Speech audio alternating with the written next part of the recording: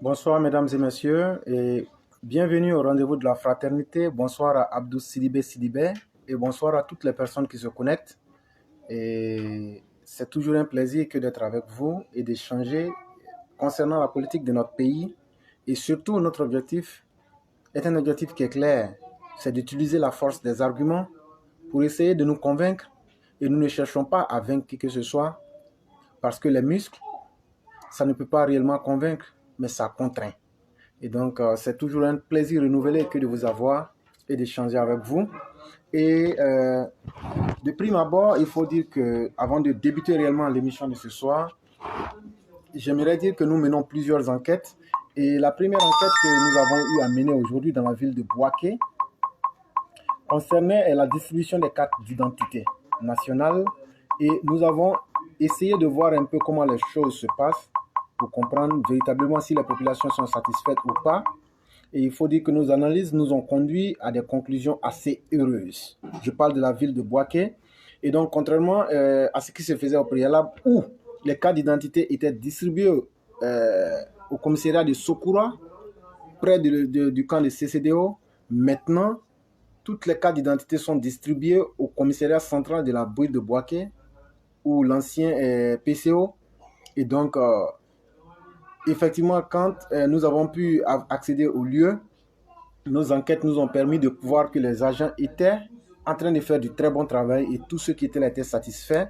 Et il y a deux agents qui se sont démarqués positivement et de la meilleure des manières.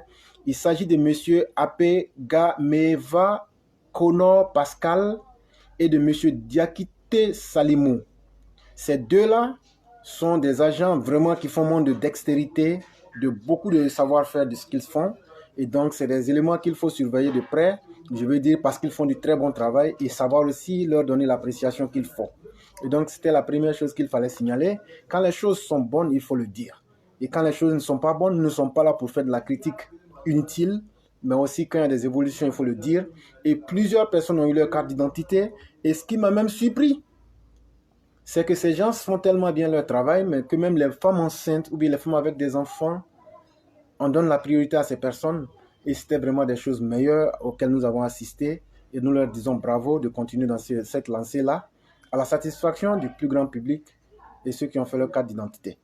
Et donc, nous avons aussi remarqué quelque chose dans la distribution des cartes d'identité, c'est que contrairement à ce qui existe sur le site où on vous fait comprendre que votre carte d'identité n'est pas produite ou qu'elle n'est pas disponible, chers parents, je parle de tous les Ivoiriens qui ont déjà fait les demandes de carte d'identité depuis plus de 6 mois ou bien 1 an, allez vérifier. Parce qu'il y a eu un cas, et quand je vous parle des choses pratiques, c'est vraiment avec des preuves à l'appui, des preuves indiscutables. Et donc, il y a eu un cas où il y a un monsieur qui est venu certes retirer la carte, lui et sa femme ont fait la carte d'identité le même jour. Mais effectivement, le monsieur a reçu son appel dans le mois de janvier, et quand il est venu retirer sa carte, il dit qu'il était venu aussi avec celle de le récépissé de sa femme. Et comme par miracle, il a demandé si on pouvait vérifier pour sa femme. Et on a retrouvé aussi la carte d'identité de sa femme, alors qu'elle n'a jamais reçu d'appel. Elle n'a jamais reçu aussi de coup de fil.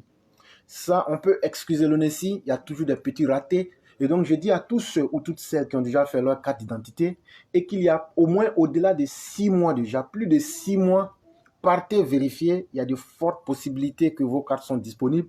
Mais l'honnêteté, peut-être, par certains concours ou par certaines circonstances, n'a pas pu vous appeler ou me vous les donner.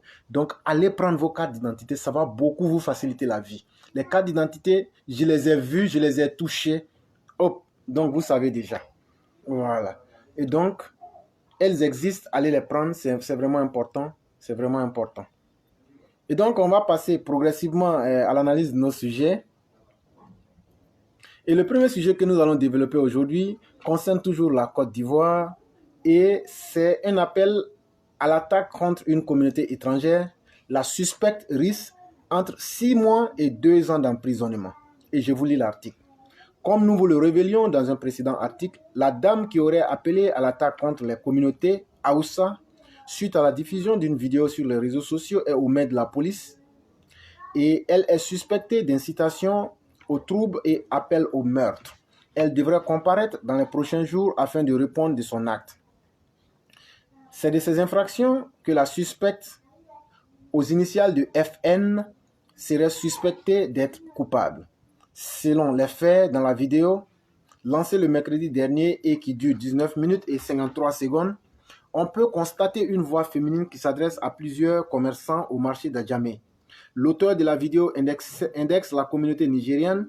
Elle mentionne une vidéo parue sur Facebook dans laquelle les Ivoiriens résidant au Niger auraient subi des actes de violence et des sévices corporels de la part des Nigériens. Cette information provoque l'indignation non seulement des commerçants, mais également des abonnés de la page Succès. Ces propos suscitent 14 000 réactions et plus de 8 000 partages à travers la toile.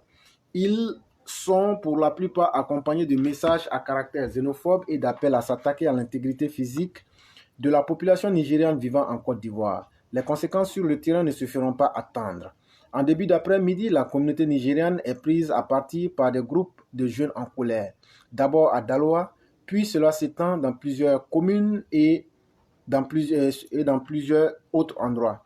Les emprises et les commerces sont détruits et pillés. Les agressions se poursuivent même sur d'autres communautés, faisant ainsi de nombreux blessés et un mort.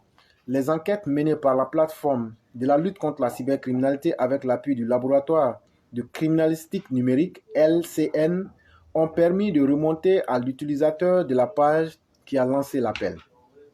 Interpellé puis conduit dans les locaux de la PLCC, FN a été soumise à une audition. Elle reconnaît être l'auteur de la vidéo, mais affirme ne pas être responsable des troubles car elle a juste relayé ce qu'elle avait entendu. Cela dit, notre loi réprime autant ceux qui publient des fausses informations que ceux qui les relaient. En définitive, FN a été conduite devant le parquet où elle pourrait être poursuivie pour incitation à la violence et au meurtre et diffusion de fausses informations. Pour rappel, l'article 65 de la loi numéro 2013-451 du 19 juin 2013 relative à la lutte contre la cybercriminalité est puni de 6 mois à 2 ans d'emprisonnement et de 1 million à 5 millions d'amende. Le fait pour toute personne de communiquer ou de divulguer par le biais d'un système d'information une fausse information tendant à faire croire qu'une destruction, une dégradation ou une détérioration des biens ou une atteinte aux personnes a été commise ou va être commise. Et l'article 62 de la même loi est puni d'un mois d'emprisonnement, d'un mois à 5 ans d'emprisonnement et de 1 million à 20 millions de francs CFA d'amende.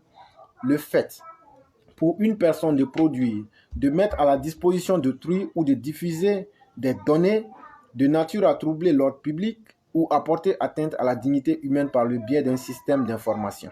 Ça, c'était le premier article que nous lisions, comme pour rappeler aux uns et aux autres qu'il faut beaucoup être prudent et que tout ne se dit pas et que tout ne se fait pas. C'est vraiment important. Et la deuxième nouvelle qui est importante, c'est l'inauguration du port sec de Ferké à laquelle aujourd'hui nous avons pu assister. Et donc, si tout se passe bien, le port sec sera inauguré dans le mois d'août 2024, c'est-à-dire pratiquement dans 3 ans. Et donc, voilà un peu des informations que nous comptions vous donner ce soir relativement à ce qui s'est passé. La pose de la première pierre des travaux de construction du port sec de Ferké a eu lieu aujourd'hui dans le village de Deko-Kaha, situé à 5 km de la capitale du Kélogo. La réalisation de ce projet a été confiée à une entreprise chinoise dont les missions se concentrent sur l'outre-mer à la suite d'un marché public approuvé le 22 mai 2018 entre cette entreprise et l'État de Côte d'Ivoire, suivi du protocole d'accord conclu le 31 août 2018 à Pékin entre Ouattara et son homologue chinois, c'est-à-dire le président. Le directeur général de l'entreprise chinoise a donné rendez-vous aux autorités ivoiriennes et aux populations du Kélogo en 2024 pour l'inauguration du projet. Ce jour est mémorable pour nous. Les populations ont offert le site pour la réalisation de ce projet sur un délai de 30 mois. Les travaux du port sec vont se dérouler sur le site de 732 hectares, a précisé le directeur Afrique. Selon lui, ce projet est le résultat d'un long processus qui a débuté en 2013 et il a pris l'engagement de ne mélanger aucun effort pour réaliser une infrastructure de qualité et a contribué à la création d'emplois. Cette pose de première pierre du port sec a enregistré la présence du ministre délégué chargé de l'intégration africaine des Burkinabés de l'extérieur. Il a souhaité que le projet aboutisse dans l'intérêt des peuples du septentrional de la Côte d'Ivoire. Au nom du premier annoncé à cette cérémonie de pose de première pierre, qui malheureusement n'a pu effectuer le déplacement de Ferke, la ministre d'État, ministre des Affaires étrangères et de l'intégration africaine et de la diaspora chargée de l'intégration africaine, a annoncé que la réalisation de ce projet a un coût de 254,171 milliards de francs CFA. Selon Kandia Camara, ce projet sera financé par l'État de Côte d'Ivoire grâce à des prêts obtenus des banques chinoises et des banques ivoiriennes. La ministre d'État a également indiqué que ce projet va générer 71 000 emplois directs et indirects pour les femmes et les jeunes. Notons par ailleurs que pour assurer une croissance économique significative et réaliser des objectifs de développement, la Côte d'Ivoire s'est inscrite dans une dynamique de consolidation de l'intégration régionale par la mise en œuvre de politiques et de programmes communautaires favorisant les échanges commerciaux et offrant des marchés plus vastes. Dans ce cadre, le gouvernement ivoirien a inscrit le projet de construction du port sec parmi les projets prioritaires pour la vision de l'émergence 2020 et dans le plan national de développement 2016-2020. Au niveau sous-régional, l'UEMOA a également retenu le dit projet au programme économique régional phase 2. L'objectif général du projet est de réduire et optimiser les circuits d'approvisionnement. La réalisation du projet permettra également de mettre en œuvre les potentialités économiques du district des Savanes, c'est-à-dire le Poro, le Tchologo et la Bagoué, et du Zanzan, c'est-à-dire le Bonkani et le Gontougo, et tirer profit des potentialités économiques des régions frontalières, c'est-à-dire Sikasso et Bobo-Dioulasso. La réalisation permettra de mettre à disposition des opérateurs économiques nationaux et régionaux les conditions optimales d'accueil en vue de réduire les coûts de transit et de transport, de rendre plus performants les échanges commerciaux entre la Côte d'Ivoire et les pays interland, c'est-à-dire le Burkina Faso, le Mali, le Niger, et développer un nouveau pôle de croissance et une zone économique de développement au nord de la Côte d'Ivoire. La composante 1 compose une zone de reconditionnement sous douane, une zone de reconditionnement hors douane, des bureaux, des entrepôts logistiques et des locaux techniques. Compte tenu des flux potentiels du port sec et des stocks provisionnels de marchandises, un schéma d'exploitation de la plateforme multimodale a été défini pour répondre aux attentes des opérateurs économiques. Le projet prévoit la construction d'un dépôt d'hydrocarbures d'une capacité de 61 000 m3 et les produits des dépôts sont le gazole, le super et le pétrole. Il est prévu la construction de réservoirs spécialisés pour chaque type de produit ainsi que la construction d'équipements de sécurité et d'exploitation.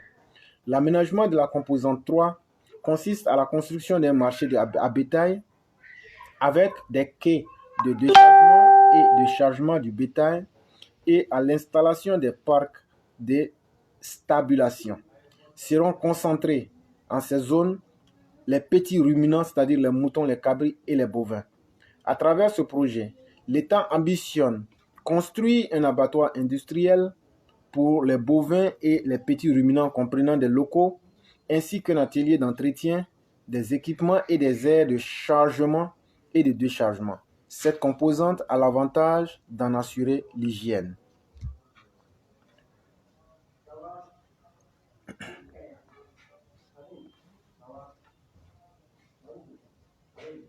Et donc, pour ceux qui veulent encore quelques détails sur Success, elle-même s'est rendue hier dans un commissariat à Bingerville.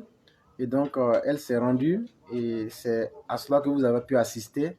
Et donc, c'était déjà une bonne chose. Et donc, les choses vont dans le bon sens et c'est la loi qui s'appliquera. Et donc, nous allons lire un dernier article, qui est aussi le dernier article que j'ai fait aujourd'hui. De façon, nous n'avons pas pu faire de Soro Show aujourd'hui, vous nous en excusez, mais tout ira bien. Ok.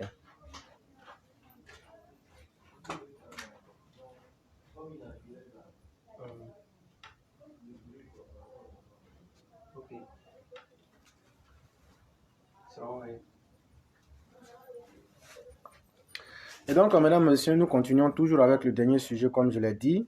Malheureusement, ce n'est pas un sujet qui est assez reluisant.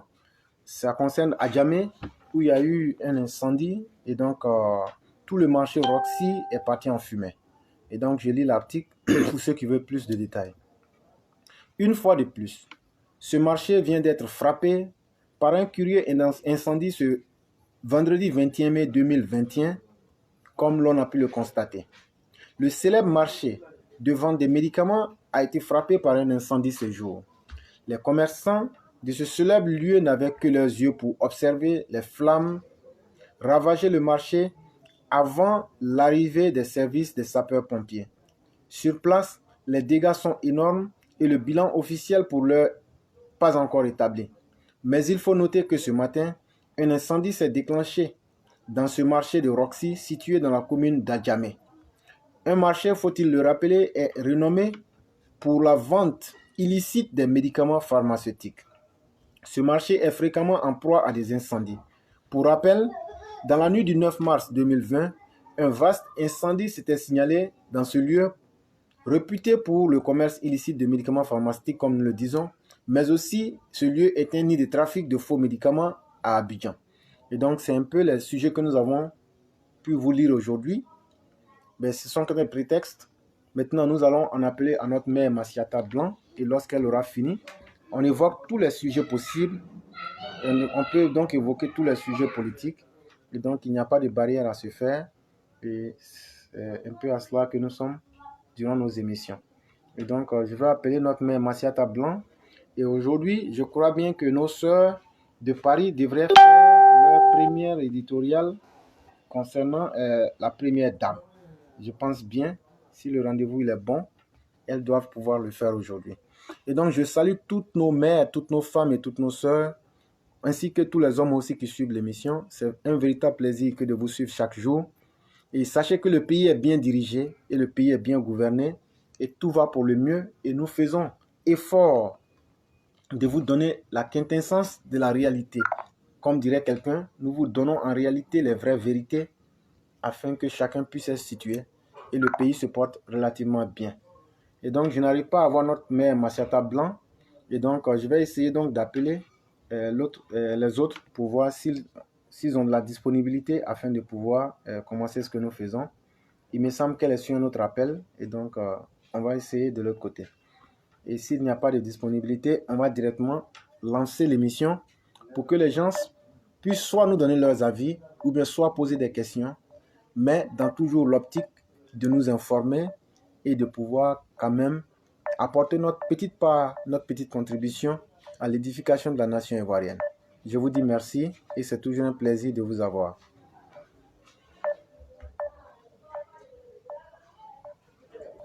Donc tout le monde peut appeler, vous n'avez pas à vous gêner ou en avoir honte. C'est une plateforme qui est totalement libre et la seule chose que nous recommandons, c'est le respect mutuel et surtout de dire la vérité de la belle des manières, sans offusquer qui que ce soit, ou bien sans manquer de respect.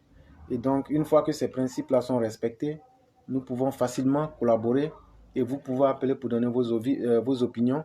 On n'est pas forcément obligé de s'entendre puisque c'est la tribune. Et on dirait que notre mère Massiata Blanc n'est pas disponible aujourd'hui puisque son téléphone, on me dit qu'elle est en ligne. Et donc, chers auditeurs, nous allons directement ouvrir le sujet. Et donc, on en a pour 1 heure du temps, de façon spécifique aujourd'hui. Le temps sera un peu réduit parce que hier, on a duré suffisamment. Et donc, aujourd'hui, nous en avons pour 1 heure du temps. Et donc, s'il vous plaît, tous ceux qui veulent poser des questions, c'est maintenant et c'est maintenant. Ne laissez plus une seconde passer parce que ça sera du temps perdu. Et donc, c'est votre tribune qui est là. Ceux qui veulent appeler, appelez dès maintenant pour qu'on puisse vous prendre, écouter vos avis. Le décor, il est planté et on avance. Et donc, on attend maintenant que les questions des uns et des autres ou bien les appréciations. Et comme je le disais, tous les sujets politiques sont abordables. Même les opposants peuvent appeler pour donner leur avis. C'est important. Et donc, c'est vous les auditeurs qu'on attend maintenant. Et donc, s'il n'y a pas aussi de questions, dans pratiquement 30 minutes, on va fermer. Et les gens pourront quand même se reposer ou même commencer le week-end. Et donc, je vous remercie infiniment. Et donc, je vais voir un peu quelques avis ici avant que les premières personnes ne puissent appeler.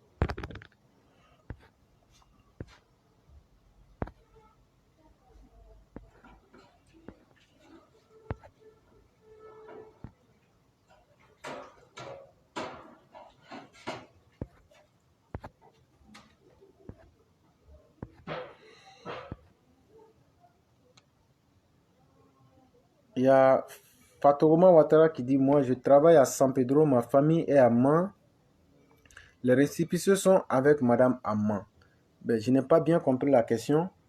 Soit la question n'est pas terminée et donc il est impossible de pouvoir répondre. Ou bien vous pouvez appeler directement aussi, cher frère. Peut-être que si vous avez une préoccupation, on peut vous donner la solution, la meilleure aussi. Et donc, en toute sincérité, ce sont les questions que nous attendons maintenant. Et s'il n'y a véritablement pas de questions, ça veut dire que tout va très bien, donc on pourra passer à autre chose. Donc on va réduire drastiquement le temps de l'émission pour permettre aux uns et aux autres de pouvoir se reposer. Monsieur Fofana, Sendo Khalil, vous appelez et vous serez pris. Allô? Allô? Oui, bonsoir Mouna. Oui, bonsoir. Oui, comment allez-vous? Très bien, merci. Et vous-même? Oui, ça va très bien. Bon, bonsoir à toute la classe. Bonsoir à vous. Alors, j'ai écouté un peu le tutoriel que vous avez fait tout à l'heure par rapport au port sec dans le nord de la Côte d'Ivoire. Oui. J'ai un petit avis à donner. Il n'y a pas de problème. Et peut-être une question. Alors, je trouve que c'était une très bonne chose si vraiment cela se réalise. Je pense que oui, puisque ça a commencé le lancement là. Et ça va développer le nord et puis surtout trouver de l'emploi pour les jeunes. Mais je pense que bon, j'ai pas vraiment une question à poser. C'était de dire que c'était très, très, très bien. Mais si jamais il y avait une question par rapport à l'ouverture sur l'extérieur, parce que les commerçants vont venir travailler, est-ce que c'est les travailleurs de l'extérieur ou peuvent venir travailler ici, en Côte d'Ivoire, c'est-à-dire dans le nord, et puis retourner chez eux comme ici, un peu en Europe, par rapport à la frontière, est-ce qu'il y a des lois qui vont se mettre en place par rapport aux gens qui travaillent? Je ne sais pas. Vous parlez des employés, vous parlez des employés, des personnes qui seront employées dans le port, c'est ça? Voilà, au port sec. Mais je me dis déjà, l'Abidjan c'est un peu désaturé, ils vont ramener les gens travailler dans le nord et tout. Mais par contre, je parle du travail extérieur, c'est-à-dire, est-ce que les pays voisins de la Côte d'Ivoire qui vont venir, est-ce que quelqu'un peut habiter par exemple à la frontière du Mali ou du Burkina, venir travailler en Côte d'Ivoire, retourner tout, comme les travailleurs, je ne sais pas quel terme on utilise exactement, oui, je comprends qui bien. travaillent dans un autre pays. Je comprends bien. Ce pays-là s'applique à eux, je ne sais pas. Je comprends bien la question. Et vous savez que cela va dépendre de l'expertise recherchée. S'il se trouve que ces personnes ont des qualités qui rentrent dans le cadre de nos, comment dirais-je, des profils recherchés, je ne vois pas pourquoi il n'y aurait pas de raison. Puisqu'il y a une loi aussi au sein de la CEDEAO qui parle de la mobilité des biens et des personnes.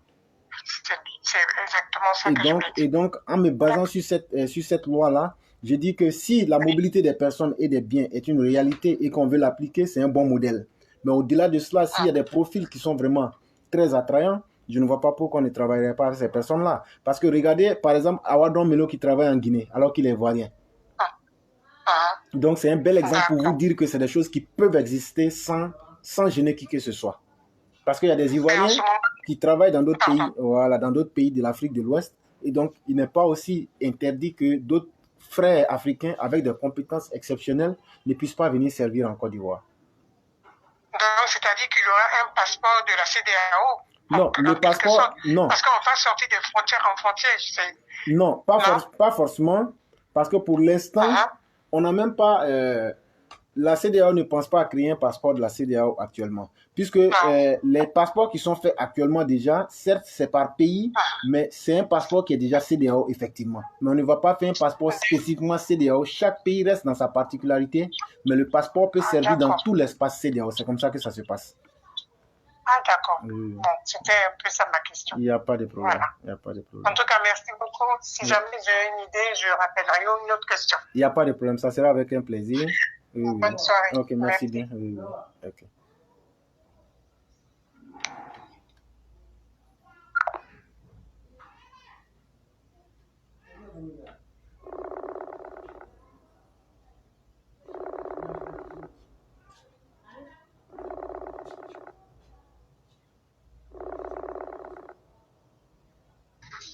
Allô? Allô?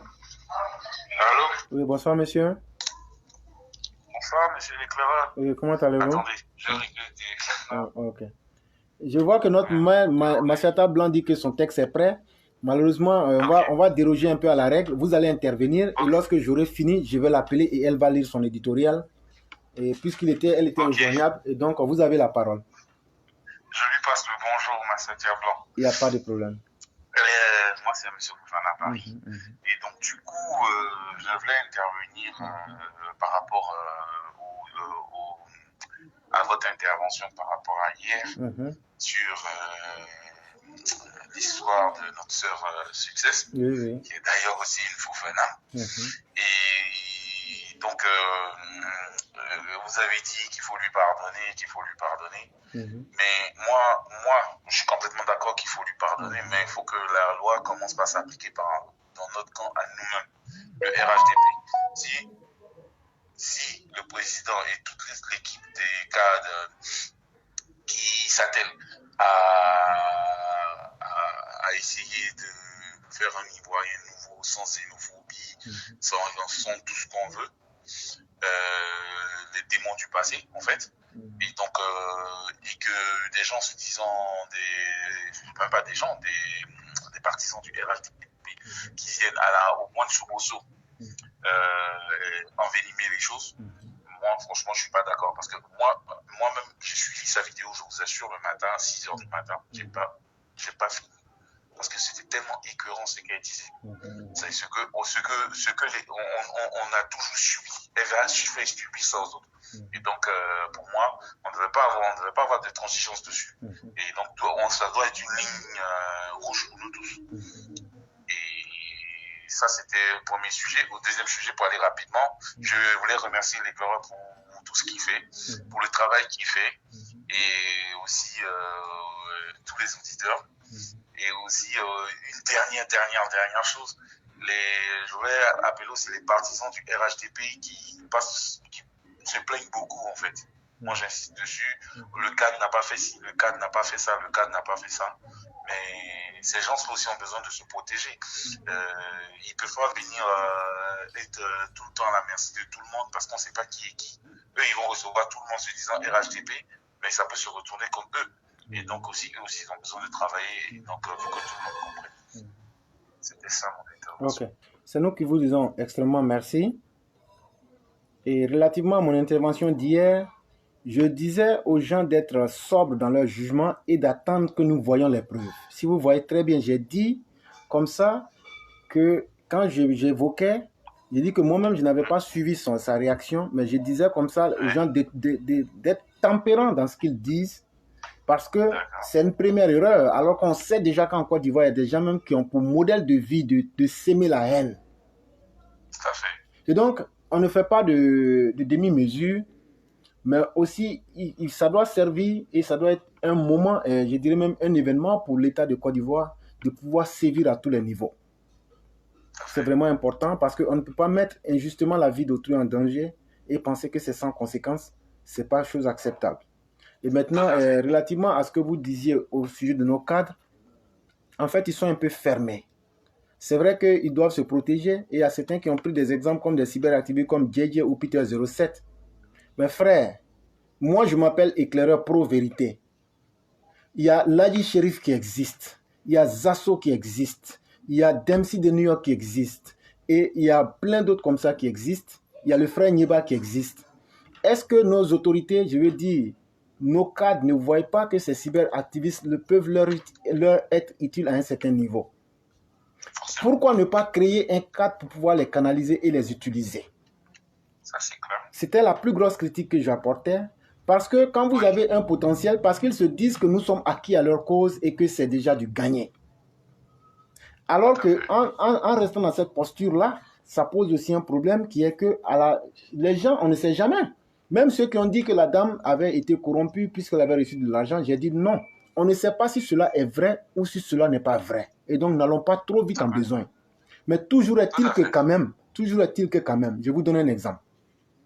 Aujourd'hui, je vous assure que tous les militants de base sont déçus de nos cadres. Ça fait un.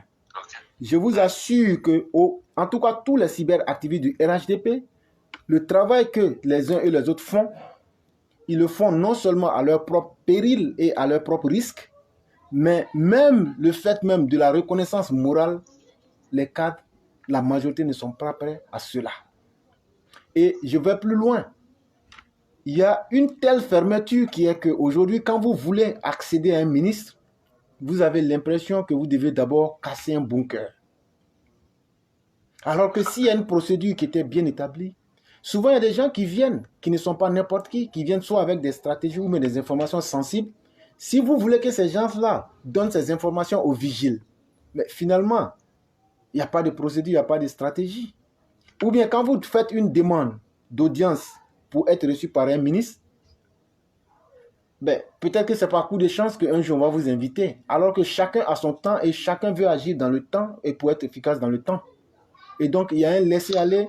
Et mais ça, la vraie raison, ils se sont fait entourer. Je dis, la majorité des ministres se sont fait entourer par leurs proches, leurs parents. Et donc, c'est géré comme une cour familiale. Quand tu viens et que tu ne connais pas un parent ou bien que tu ne connais pas peut-être le cousin du ministre, difficilement, quelle que soit la dextérité des arguments que tu as ou bien de ce que tu veux venir proposer, on va te faire tourner en rond et les projets tombent ou bien l'information même qui pouvait sauver le pays tombe. C'est ces facteurs-là que nous avons critiqués hier en espérant que les uns et les autres allaient se corriger pour pouvoir changer. C'était de cela qu'il s'agissait. Et aussi, vraiment une dernière. Je pense que le parti est vraiment laissé à l'abandon parce que on ne voit que mobiliser le jour des... Il vit pas en fait par rapport à quand il était dans l'opposition au niveau des formations, même au niveau des éditions des cartes de membres. Au niveau, voilà, il faut que le parti se revive, comme vous l'avez dit la dernière fois, faire des séminaires de formation, comme le fait les grands partis en Europe. Parce que si on laisse le parti vivre, on croit que parce que le président Alassane a fait un travail, mais le jour que le président Alassane Ouattara ne sera pas là, le parti sera où? C'est ça aussi.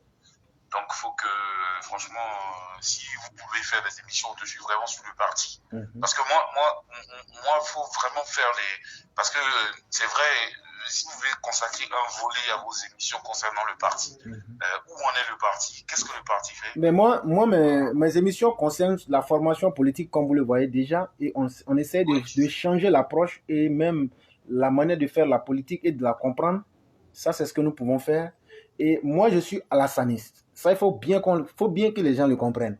C'est le projet du président Ouattara et la vision du président Ouattara que je soutiens.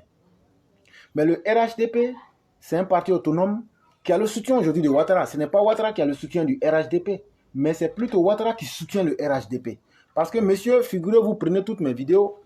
À part hier où je parlais de l'ASPR et de monsieur Koudou Marius, vous prenez toutes mes vidéos, vous n'allez jamais voir que j'ai dit qu'on peut compter sur certaines personnes. Je dis toujours que c'est sur le président que nous comptons, parce que c'est le président seul qui fait aujourd'hui le RHDP.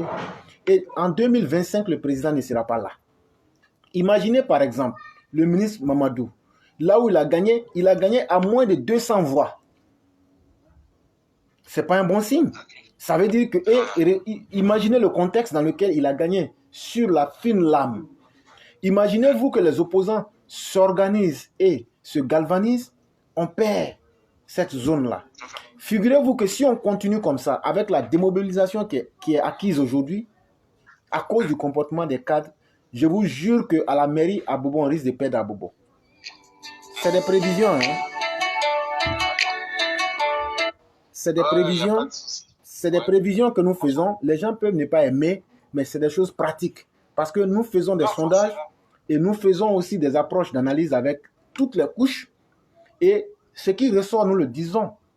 Mais malheureusement, les cadres se disent que tant que les populations auront besoin d'eux, parce que soit les Progbabo sont en face et que c'est une menace, voilà ce qui trompe nos cadres.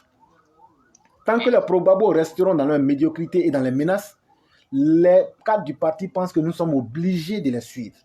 Mais on ne peut pas toujours continuer à compter sur la chance. C'est une denrée, là où on l'espère le moins, elle peut nous manquer. Parce que par le désespoir, les gens peuvent baisser les bras et dire, bon, puisque c'est le pire que vous voulez, ben, qu'il advienne. Et adviendra que pourra. Et nous n'aurons que nos yeux pour pleurer. Et c'est ces choses-là qu'il faut éviter, c'est vraiment très important.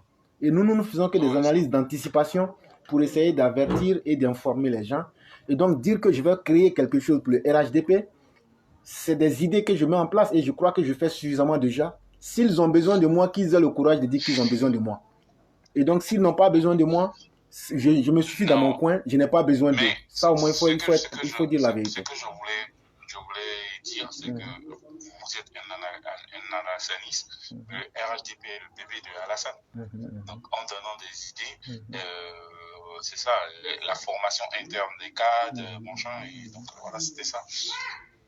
On le fait déjà selon nos moyens, mais vous savez qu'il faudrait qu'on puisse structurer les pensées et pouvoir tracer des grandes lignes. Et ça ne peut pas se faire tout seul. C'est de cela que je voulais te parler, en fait. Voilà. Tout à fait. Merci, monsieur Leclerc. C'est toujours un plaisir et c'est votre émission. Vous pouvez venir chaque fois que vous le souhaiteriez. Ok, merci beaucoup. Merci beaucoup.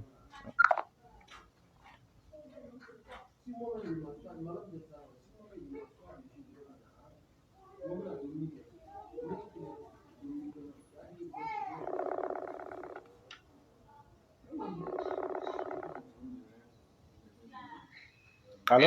Oui, bonsoir, monsieur. Bonsoir, Leclerc. Oui, comment allez-vous? Ça va bien et vous? Ça va très bien. Je vois que le prix de baguette, ça a baissé, on dirait. Non, ça a failli augmenter, mais hier encore, on a dit que c'est resté au même prix. Ah, d'accord. Ok. Et le transport? Le transport, là, lui, il a augmenté. D'accord. Le transport a augmenté. Voilà. Parce que quand je prends, par exemple, le transport de Boaké, quand je prends, par exemple, le transport Abidjan-Boaké, ça a augmenté de 1000 francs. Alors que le carburant n'a pas augmenté. Et là, sincèrement, c'est quelque chose qu'on ne comprend pas. Et même là, on ne doit pas comprendre. Parce que même quand le carburant, on dit que le carburant a augmenté, chez les blancs là, quand ils augmentent là-bas, quand le carburant, le prix, ça baisse, et il diminue jamais le prix. Et le ministère du Transport semble ne même pas savoir qu'on peut harmoniser les prix. Et ça ne gêne pas. Et les commerçants, je veux dire, les transporteurs imposent des prix. Imaginez-vous que pour faire un boîtier à Abidjan, ça coûte 7100 francs aujourd'hui. L'aller et le retour, ça fait 15 000. Le transport uniquement, c'est un peu trop pour l'Ivoirien modeste. C'est un peu trop pour l'Ivoirien modeste. Et surtout quand tu dois voyager avec une famille, je crois que ça coûte un peu cher quand même. C'est mon appréciation à moi. Et je dis que le ministère du Transport peut faire un audit des prix et pouvoir voir l'anarchie que les commerçants imposent à nos populations et trouver le juste milieu. C'est vraiment important. Oui, mais il y a ça aussi. Mais je vous apprends que quand ils disent que le prix de la barrique a augmenté, et ils disent que quand ils font des augmentations dans les stations, après ils disent que oui, le prix de la barrique a augmenté. Mais quand le prix de la barrique baisse, et au lieu de baisser le prix aussi, ils ne baissent pas le prix reste intact. C'est ça le problème. Ils augmentent encore. C'est ça le problème en Afrique. Une fois que les gens augmentent le prix de quelque chose, ils n'en finissent plus d'augmenter, mais ils ne pensent pas aussi qu'on doit diminuer. Je prends par exemple ici aux États-Unis, déjà même le prix du thème, quand ça augmente de 1 cent, c'est comme 1 franc. Souvent, quand les choses sont bonnes, on diminue. Mais en Afrique, une fois que les prix de quelque chose augmentent, c'est pour de bon et c'est malheureux. Et c'est là que le ministère du Transport ou même du Commerce doit pouvoir taper du poing sur la table pour dire non. Si l'État a pu maintenir, et puis regardez la qualité des routes. Ça veut dire aujourd'hui qu'il n'y a plus de dégâts comme il se devait. Parce qu'un transporteur peut me dire, mais les routes ne sont pas bonnes, il y a trop de dépenses à faire. Mais aujourd'hui, là, les routes sont dans de bonnes conditions. Et le prix du carburant n'a pas augmenté. Pourquoi vous augmentez le transport? Et voilà des choses sur lesquelles les populations devraient s'unir.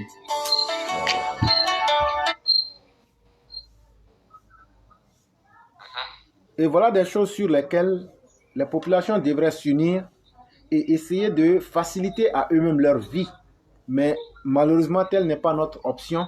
Nous préférons choisir des individus et mourir pour ces individus qui sont déjà riches et nous-mêmes, nous croupissons sur nos propres misères.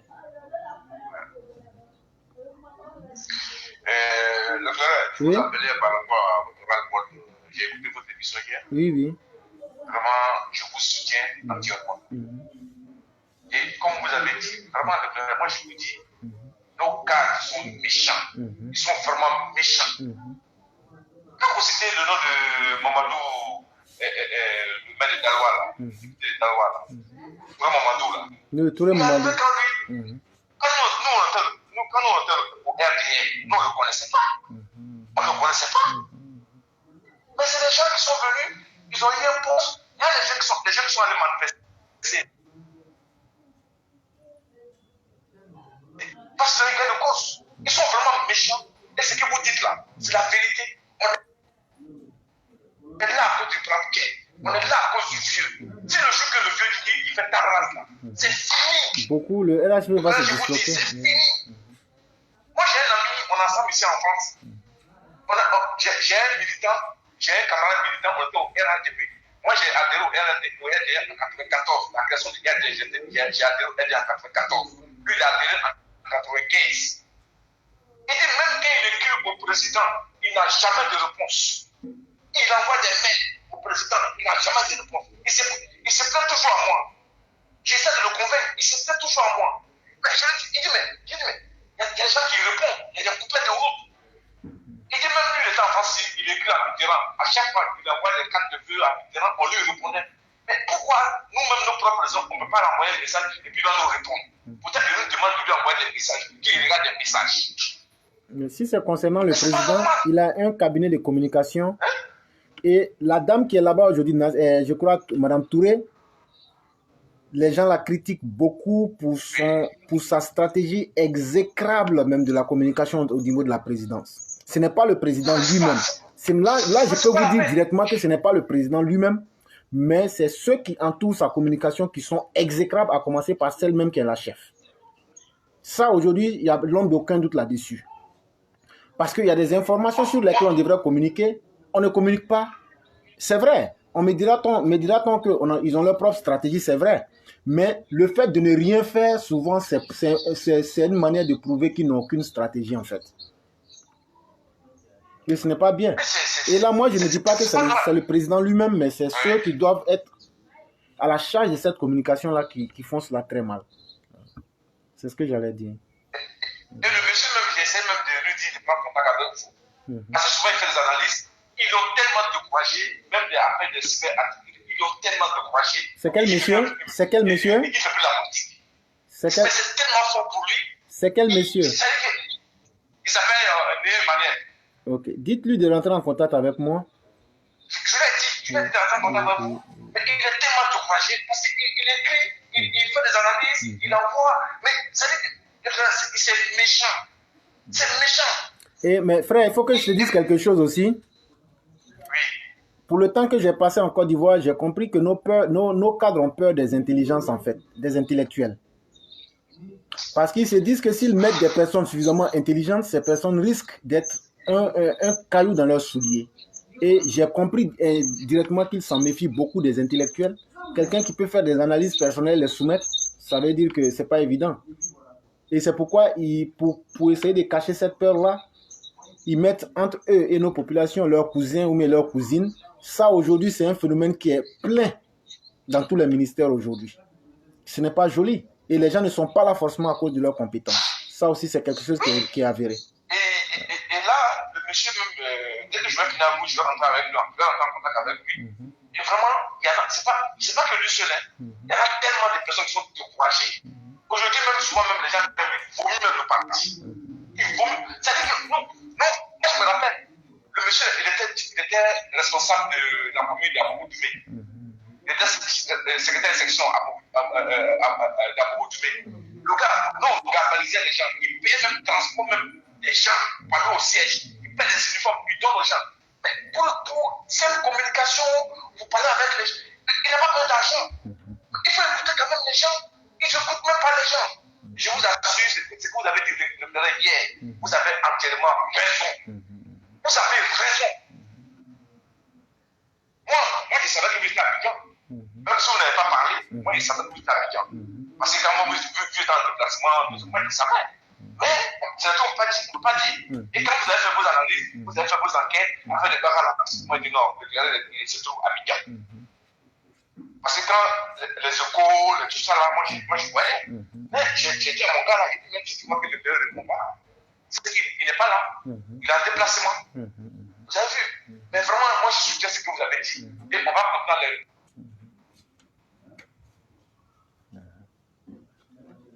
J'ai dit, on peut dire, voilà, pour le présent, quoi. Pour le père. Le jour que le père, en 2025, le père m'a dit qu'il est parti là.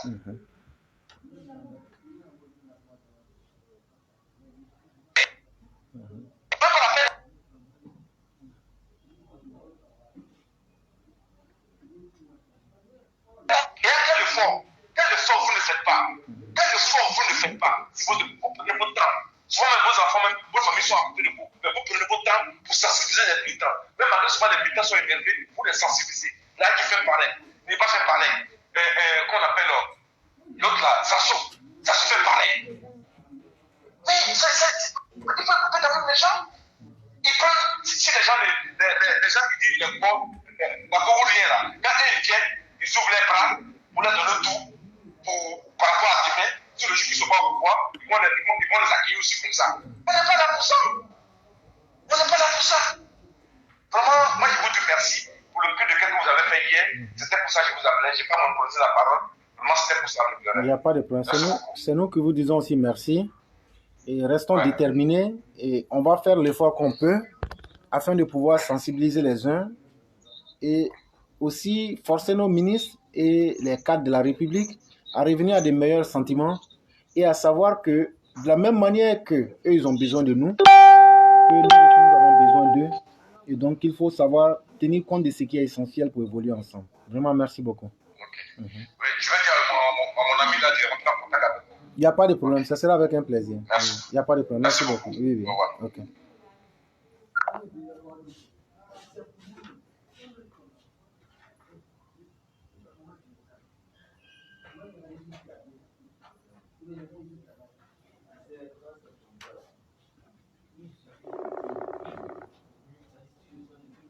Il y a Malcolm Rabi qui dit franchement, il faut une remobilisation de la base.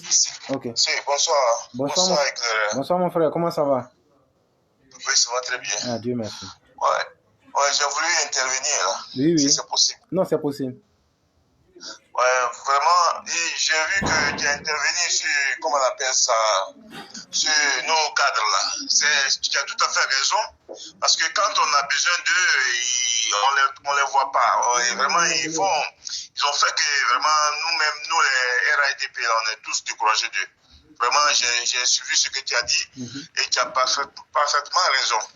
Parce que avant-hier, j'ai vu une vidéo de Touré Aboubakar. Je ne sais pas si tu le connais, Touré Aboubakar, qui est aux États-Unis, qui est au pays présentement. Il a montré des vidéos là. Il dit que les gens sont rentrés avec des armes sur des motos. Qu'il a essayé d'interpeller nos cadres.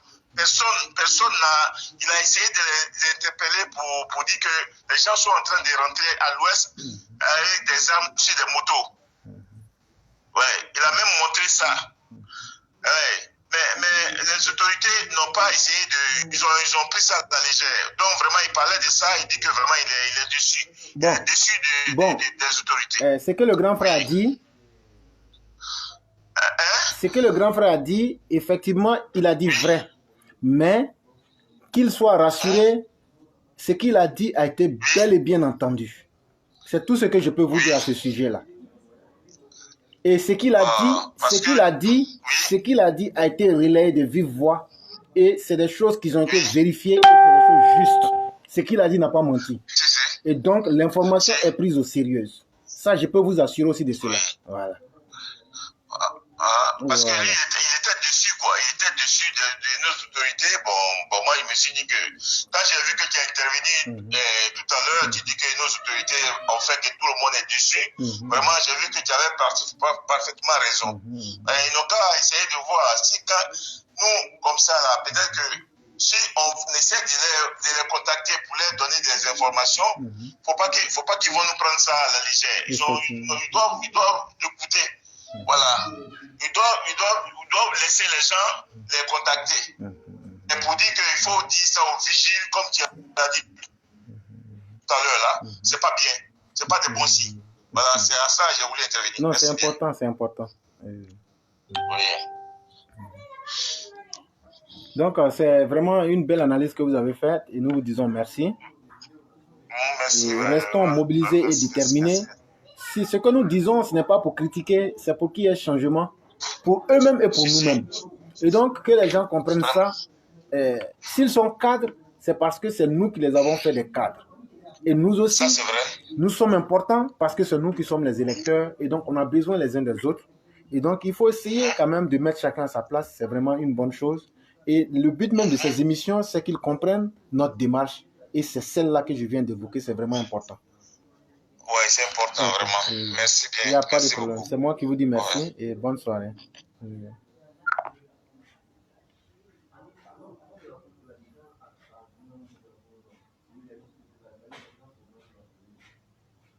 Et donc, je vais prendre notre mère Massiata Blanc qui va faire son éditorial. Et après, on va donc continuer.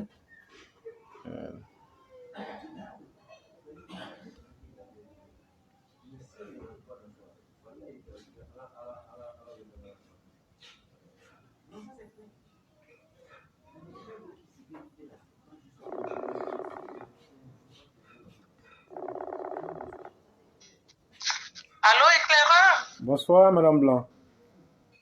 Allô? Oui, bonsoir, Madame.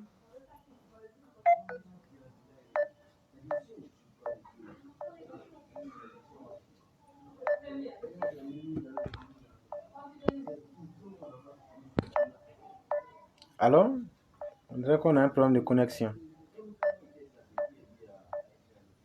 Il y a Madame Yao, épouse Ella Rosine, qui dit « Je pense aussi que les cadres se sont renfermés à cause de certains cyberactivistes qui viennent leur exposer sur la toile les enregistrements aussi avec des preuves de leur vie privée. » Mais Madame, cet argument-là ne peut pas tenir.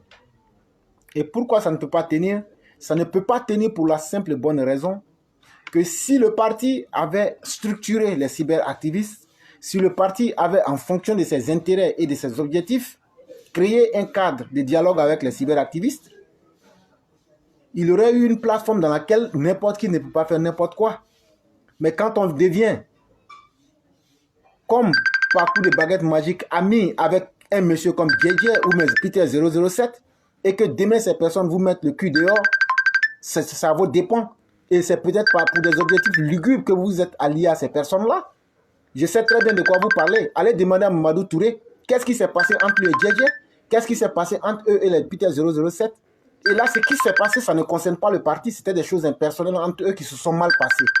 Et donc, si on avait joué le rôle qu'il fallait jouer et mettre chacun à sa place, on n'en serait pas à cela. Et ça, vraiment, c'est important à signaler.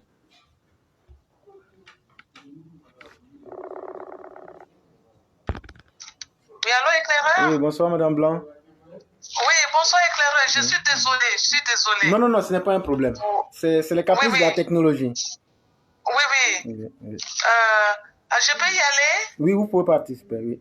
Ok, d'accord. Donc, mon texte de ce soir s'intitule « Adresse à une jeune sœur qui s'est fourvoyée ». André Malraux a dit, et je cite, « Les grands rêves poussent les hommes aux grandes actions. Ma sœur Success, ton grand rêve a été si aberrant qu'il s'est transformé en grand cauchemar qui t'a déshonoré et qui a nui à des personnes innocentes. Qu'est-ce qui t'a pris?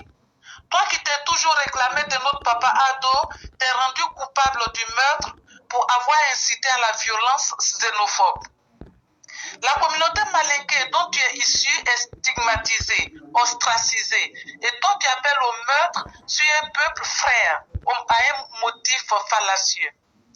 Tu es cyberactiviste et tu n'as pas compris que la vidéo que tu allais faire voir au marché d'Agamé avait été sortie de son contexte.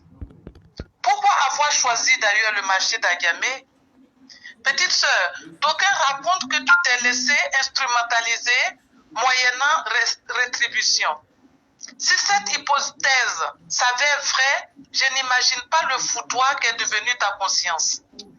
Mais si cela n'était pas le cas, répands-toi, demande sincèrement pardon. Ton rêve meurtrier nous a tous embarrassés vis-à-vis de la communauté Haoussa du Niger, un pays frère, membre de la CEDEAO. Le cas succès, écoutez-moi, le cas succès est un cas révélateur de ces dames qui se croient analystes politiques, mais qui pensent tout de suite, dès qu'on parle de thèse, antithèse et synthèse, elles pensent tout de suite à un Mac de sac haut de gamme. Elles ont transformé les réseaux sociaux en une mare où, telles des amphibiens, elles croissent à longueur de journée. Ne vous y méprenez pas, elles ne parlent pas politique, elles expriment simplement leurs grands rêves. Elles qui ont tout échoué, certaines dans la musique, d'autres dans la comédie. pour manque de talent, suivez mon regard. Merci beaucoup, éclaireur. C'est nous que vous disons merci. Et l'être humain dans la vie, à défaut d'avoir du talent, on peut copier les bonnes personnes. C'est vrai. C'est quelque chose qui peut nous rendre grands. Et donc, souvent, il ne faut pas se disperser. Parce qu'une fois qu'on disperse notre champ mental, on ne peut que tomber bas. Voilà. Et ce que nos sœurs mériteraient de faire aujourd'hui, comme je l'ai dit et je persiste, c'est de faire un bilan de conscience et de demander pardon. Et vous connaissez, en philosophie, on parle de la volonté de puissance. On dit que celui qui recherche la liberté ou l'égalité, dans la majeure partie des cas, une fois que cette option-là est acquise, l'opprimé par la volonté de puissance devient pire que le bourreau auparavant. C'est vrai. Et donc, faisons beaucoup attention à nos actions et ne cherchons pas à ressembler à ceux-mêmes qui ont été infréquentables il y a quelques années. C'est vrai. C'est vraiment important. Et surtout pas, ne permettons pas qu'on puisse rendre notre pays infréquentable sous le régime de M. Ouattara. Le président ne mérite pas du tout cela. Surtout venant de succès, c'est aberrant. Et c'est pourquoi, c'est à cet effet-là que je demandais et que j'avais même déjà planifié quelque chose pour proposer au ministre pour essayer d'encadrer les cyberactivistes et leur donner des lignes de conduite et de la stratégie. Oui. C'est important. Tout à fait. Et nous sommes à la disposition de l'État s'ils le veulent bien, mais s'ils ne le veulent pas aussi, nous ne sommes pas forcément demandeurs. Voilà. Oui, c'est vrai. Voilà. Pour vous dire aussi il existe un passeport CEDEAO. Oui, oui. Oui, oui. Oh, ok. Et qui est différent complètement qui est complètement différent de ce que nous connaissons actuellement. Je pense bien que c'est pareil. C'est pareil. C'est ce que j'ai dit à la dame. CEDEAO. Les passeports que nous avons, les passeports biométriques, sont aussi des passeports CEDEAO. CEDEAO, oui, bien sûr. Oui, c'est cela. Voilà, c'est ce que je lui avais dit. On a d'abord le pays, l'appartenance au pays. C'est tout, mais c'est un passeport qui est valide dans la CEDEAO. Voilà, c'est ça. C'est nous que vous disons merci pour tout ce que vous faites comme effort. Merci beaucoup. Que Dieu vous le rende au-delà de ce que vous espériez. Parce que ce sont... que les filles arrêtent de penser que thèse, antithèse, c'est une marque de sac. Non. Il faut aller à l'école un peu. Effectivement, c'est vraiment important. Et surtout venant de nos mères comme vous, quand vous le dites, je crois que ça touche plus les consciences de nos mères et de nos sœurs pour qu'elles comprennent que dans la vie, il y a autre chose à faire à part l'apparence extérieure. Voilà, c'est vrai. C'est vrai. Oui. Donc, vraiment, merci beaucoup. Merci. Et vous passez une très bonne soirée. Merci. Okay.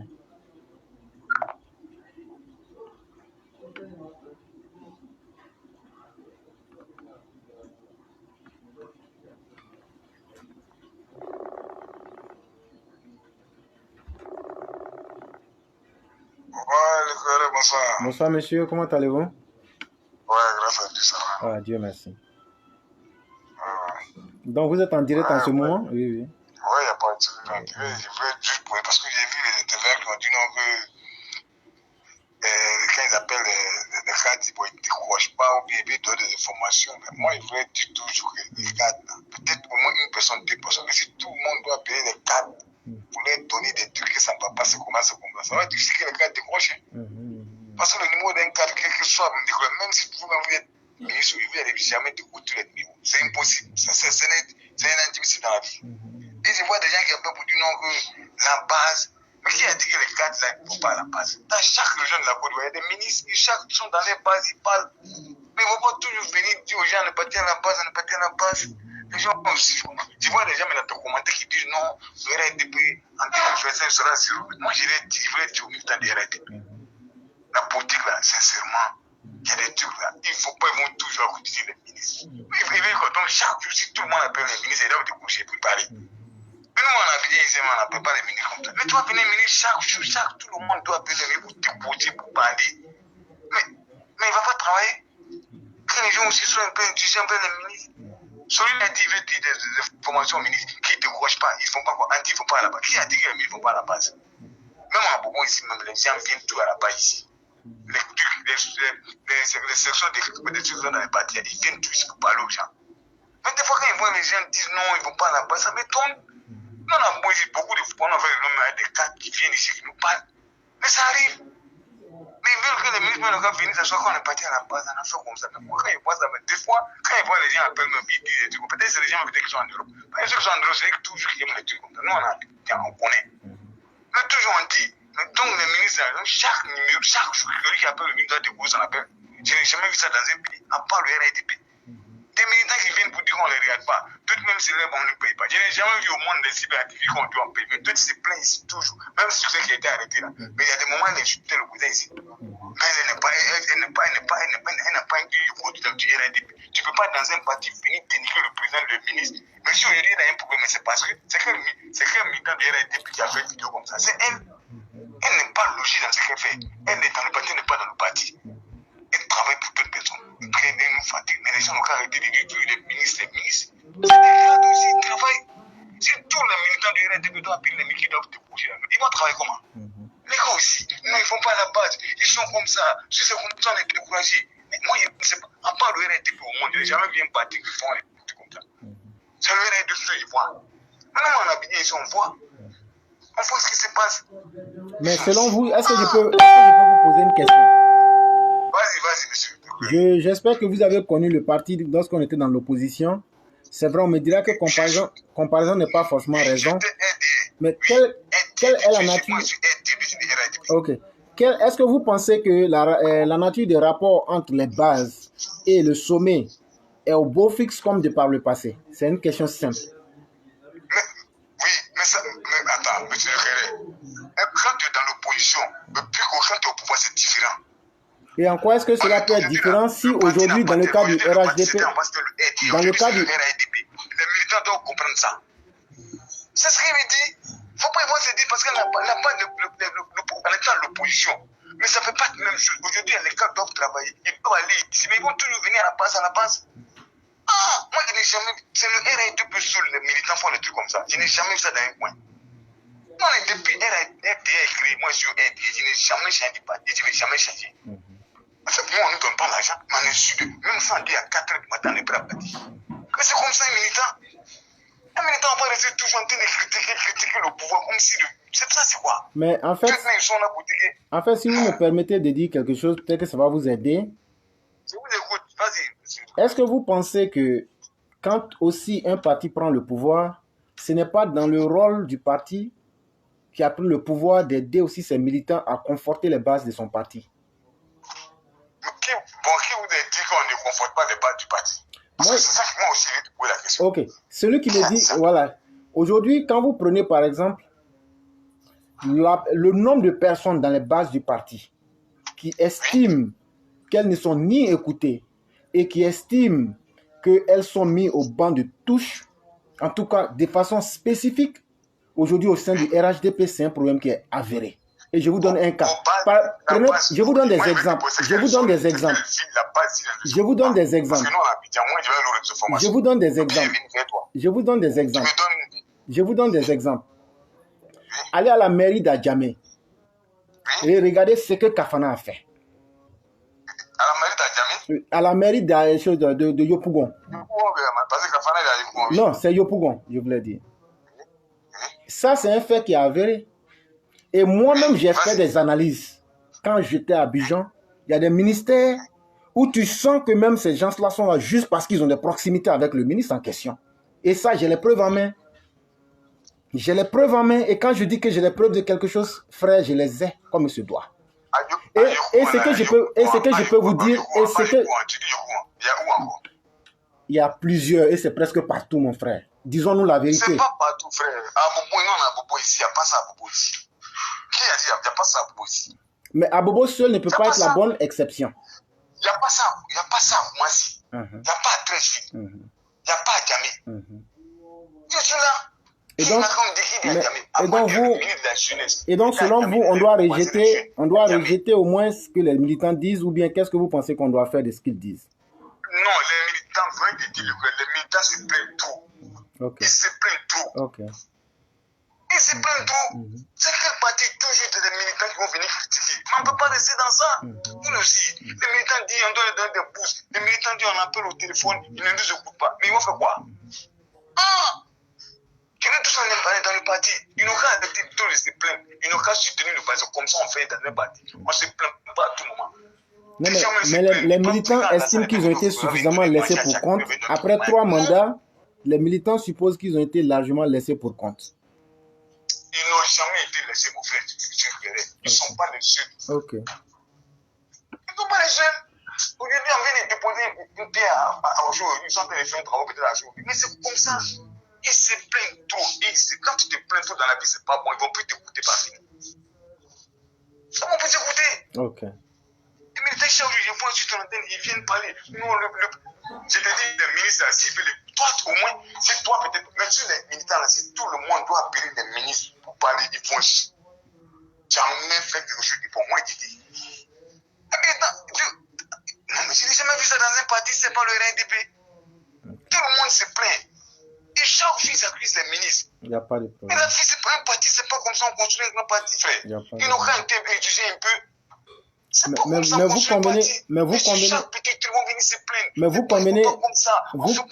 qu'est-ce qu'il veut? D'autres même sortent, ils font une vidéo pour dire de pouce de travail. Même parti là, Alassane n'est pas président du RDP, il est président de tous les Ivoiriens. Oui. Aujourd'hui, le ministre, il a lancé des trucs sur son site à paille pour aller chercher du travail. Mais il faut aller, c'est comme ça on fait un parti. Mais est-ce que vous ne pensez pas que... Celui-là appelle Mamadou Touré, il ne décourage pas, mais c'est pas normal, il faut qu'il change, les militaires doivent changer. C'est tout. Nous tous, moi je suis un DFI, RATP. Un ministre m'a jamais donné 5 francs, mais je suis avec le parti. Même si c'est pas bon, je soutiens le parti. C'est comme ça que je soutiens le parti. Il n'y a pas de problème. Moi, on ne me donne pas l'argent. Je fais mon business, il rentre à la maison. Je n'ai pas un chef qui me donne le travail, qui m'a donné le travail. C'est moi qui fais mes petits billets, il rentre à la maison. Mais même si on dit à 4 h du matin, je suis prêt pour le RATP. Même si Alassane n'est un mouton, je suis prêt à aller. Comme ça, on fait parti. C'est comme ça. Il n'y a pas de problème. Donc, vous êtes en train d'inviter nos gens, il y a certes des problèmes, mais vous le dites, mais d'éviter d'être trop des pleurnichards et de se plaindre de tout.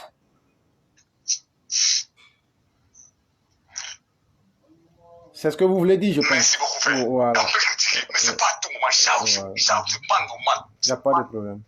Oui, c'est ce que je dis. Il n'y a pas de problème. Moi, on problème. est ici à Abidjan, moi, on ne me donne pas 5 francs. Mais je suis toujours là. Il n'y a pas quelqu'un qui va critiquer le parti devant moi. Parce qu'il sait que ce parti-là, il est venu, il a fait beaucoup de changements encore. C'est comme ça. D'autres même, ils écrivent, ils appellent pour dire en 2025, on ne va pas les voter. Mais ça, c'est pas un parti, ça. C'est pas des militants, ça. Il n'y a pas de problème. Un militant qui vient dire en direct pour dire si en 2025 on ne peut plus voter, donc il va aller voir le faire changer le PDC. Il n'y a pas de problème. Le meilleur parti en Côte d'Ivoire, c'est le RNDP. Qu'il y a son choix là qui n'est pas là, le meilleur parti qui va donner la paix, la sensibilité en Côte d'Ivoire, c'est Alassane Ouattara. Il faut le parti du RNDP, c'est pas quelqu'un d'autre. Il faut que les militaires comprennent, il faut arrêter de trop pleurer. C'est tout. Il n'y a pas de problème. Vraiment, merci pour votre intervention.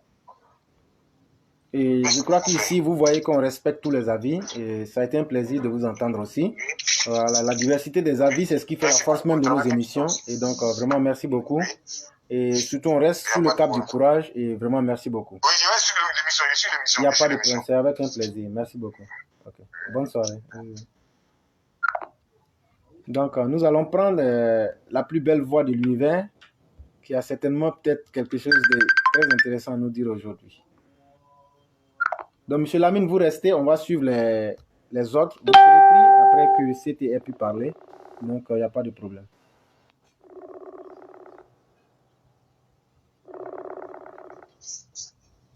Allô. Bonsoir à la plus belle voix du monde. Bonsoir, éclaireur. Comment allez-vous?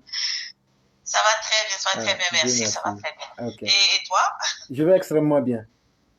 Ah ben, ça fait plaisir de savoir que tu vas bien et par rapport à tout ce qui se passe dans le pays et tout ça, franchement, ça fait plaisir. Hier, j'ai eu vraiment peur. Ça fait 2-3 jours, on a eu peur, mais bon, c'est tout. Comment ça va? Non, il n'y a pratiquement rien qui fasse peur. Il y a pratiquement... oui, mais parce que les images que nous on voit, c'était comme si c'était complètement une guerre, quoi, en fait. Non. Les gens aussi extrapolent les faits, mais dans la réalité... C'est ça. Voilà. Vous savez que nous sommes aussi en face de certaines personnes qui sont dans la désinformation et qui font de la surenchère en présentant les choses sous un aspect assez négatif. Mais pour ceux qui sont au contact du terrain, on est loin de ces réalités macabres quand même. Oh là là. Voilà. Ça rassure effectivement quand on a les gens au téléphone, tout ça. Parce que le problème, c'est qu'ils montrent des images qui n'ont rien à voir des fois avec la... Souvent, les gens montrent même des images des émeutes en Afrique du Sud pour juste amener les gens à s'énerver. Ouais, c'est ça, c'est ça. Alors c'est que la ça. réalité n'est Mais ça vraiment fait, pas... c'est pitoyable, quoi. Franchement, c'est méchant et puis ça fait, Exactement.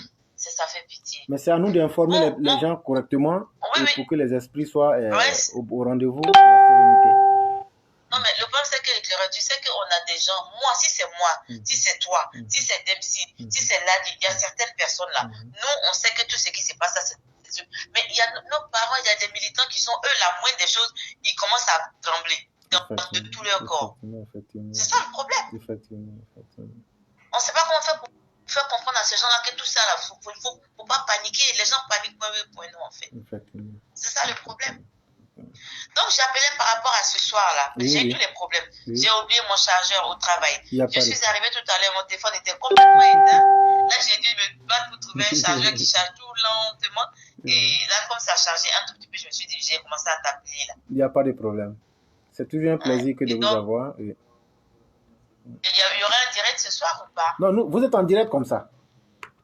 Ah bon? Oui, vous êtes en direct comme ça. Oui. Ah ben, je ne savais pas qu'il y avait déjà le direct qui a commencé et tout. Mais vous êtes actuellement en direct en fait. Ah d'accord, Oui. désolé. Ben, écoutez, bonsoir à tout le monde. Hein. Ça vaut le coup. Bonsoir à toute la classe, bonsoir aux éditeurs. Parce que j'ai essayé tout à l'heure d'aller sur la page, ça n'allait pas tout à fait. Ok. Et après, bon, je me suis dit... Et donc, bon, on va peut-être essayer d'intervenir un petit peu ce soir pour notre ravissante maman. Oui. Notre ravissante maman, Dominique Ouattara. Et moi, je vais essayer parce que je me dis peut-être que tout le monde ne connaît pas peut-être son parcours scolaire, parce qu'il y a des gens qui pensent que dans ce pays, quand on entend parler des hommes politiques, on prend des gens, certaines personnes qui sont des super diplômés, des super sexy. Donc, on va essayer de faire un peu le parcours de notre maman, jusqu'à au moins son parcours scolaire et ainsi de suite, continuer au fur et à mesure, informer les gens de tout ce qu'elle fait, de ce qu'elle fait dans la vie. Et donc, aujourd'hui, je me suis dit, la première partie qu'on va faire, ça sera juste le parcours universitaire. On va essayer de dire certaines choses sur son parcours universitaire à nos auditeurs, à nos parents, à tous ceux qui sont sur l'antenne avec nous. Voilà, donc je pense que si ça convient, on peut... Non, vous pouvez commencer. procéder, il n'y a pas de problème, oui, oui. Ok. Et donc, bonsoir les auditeurs, bonsoir à tout le monde. Ce soir, nous allons parler de notre ravissante maman, Dominique Ouattara. Dominique Ouattara, douce, déesse, femme, née Dominique Claudine Nouvian, est la première dame de Côte d'Ivoire, d'origine française. Elle est née le 16 décembre 1953 à Constantine, épouse du docteur Alassane Dramane Ouattara, président de la République de Côte d'Ivoire. Madame Dominique Ouattara est mère de 2 enfants. Parce qu'il faut que les gens comprennent aussi, c'est une maman, elle a le cœur sur la main. Donc on peut se comprendre maintenant qu'elle aussi, parce qu'elle a des enfants, elle aime beaucoup apporter son aide à tout le monde. Mère de 2 enfants, après l'obtention de son baccalauréat en Suisse, en économie, à l'Académie de Strasbourg en 1972, petite parenthèse, cette année me rappelle quelque chose. Pendant que notre maman, douce maman Dominique Ouattara obtenait son baccalauréat, naissaient des petits monstres. Malheureusement, en 1972, cette année, elle obtenait son baccalauréat, brillante femme. Voilà, la parenthèse, je la referme. C'était juste pour parler du petit monstre qui est né en 72 aussi, qui se compare aux gens qui sont des niveaux qui n'ont rien à voir avec lui. Pour dire que quand elle obtenait son bac, c'est en ce moment que le petit monstre naissait. Je referme la parenthèse. Donc, excusez-moi.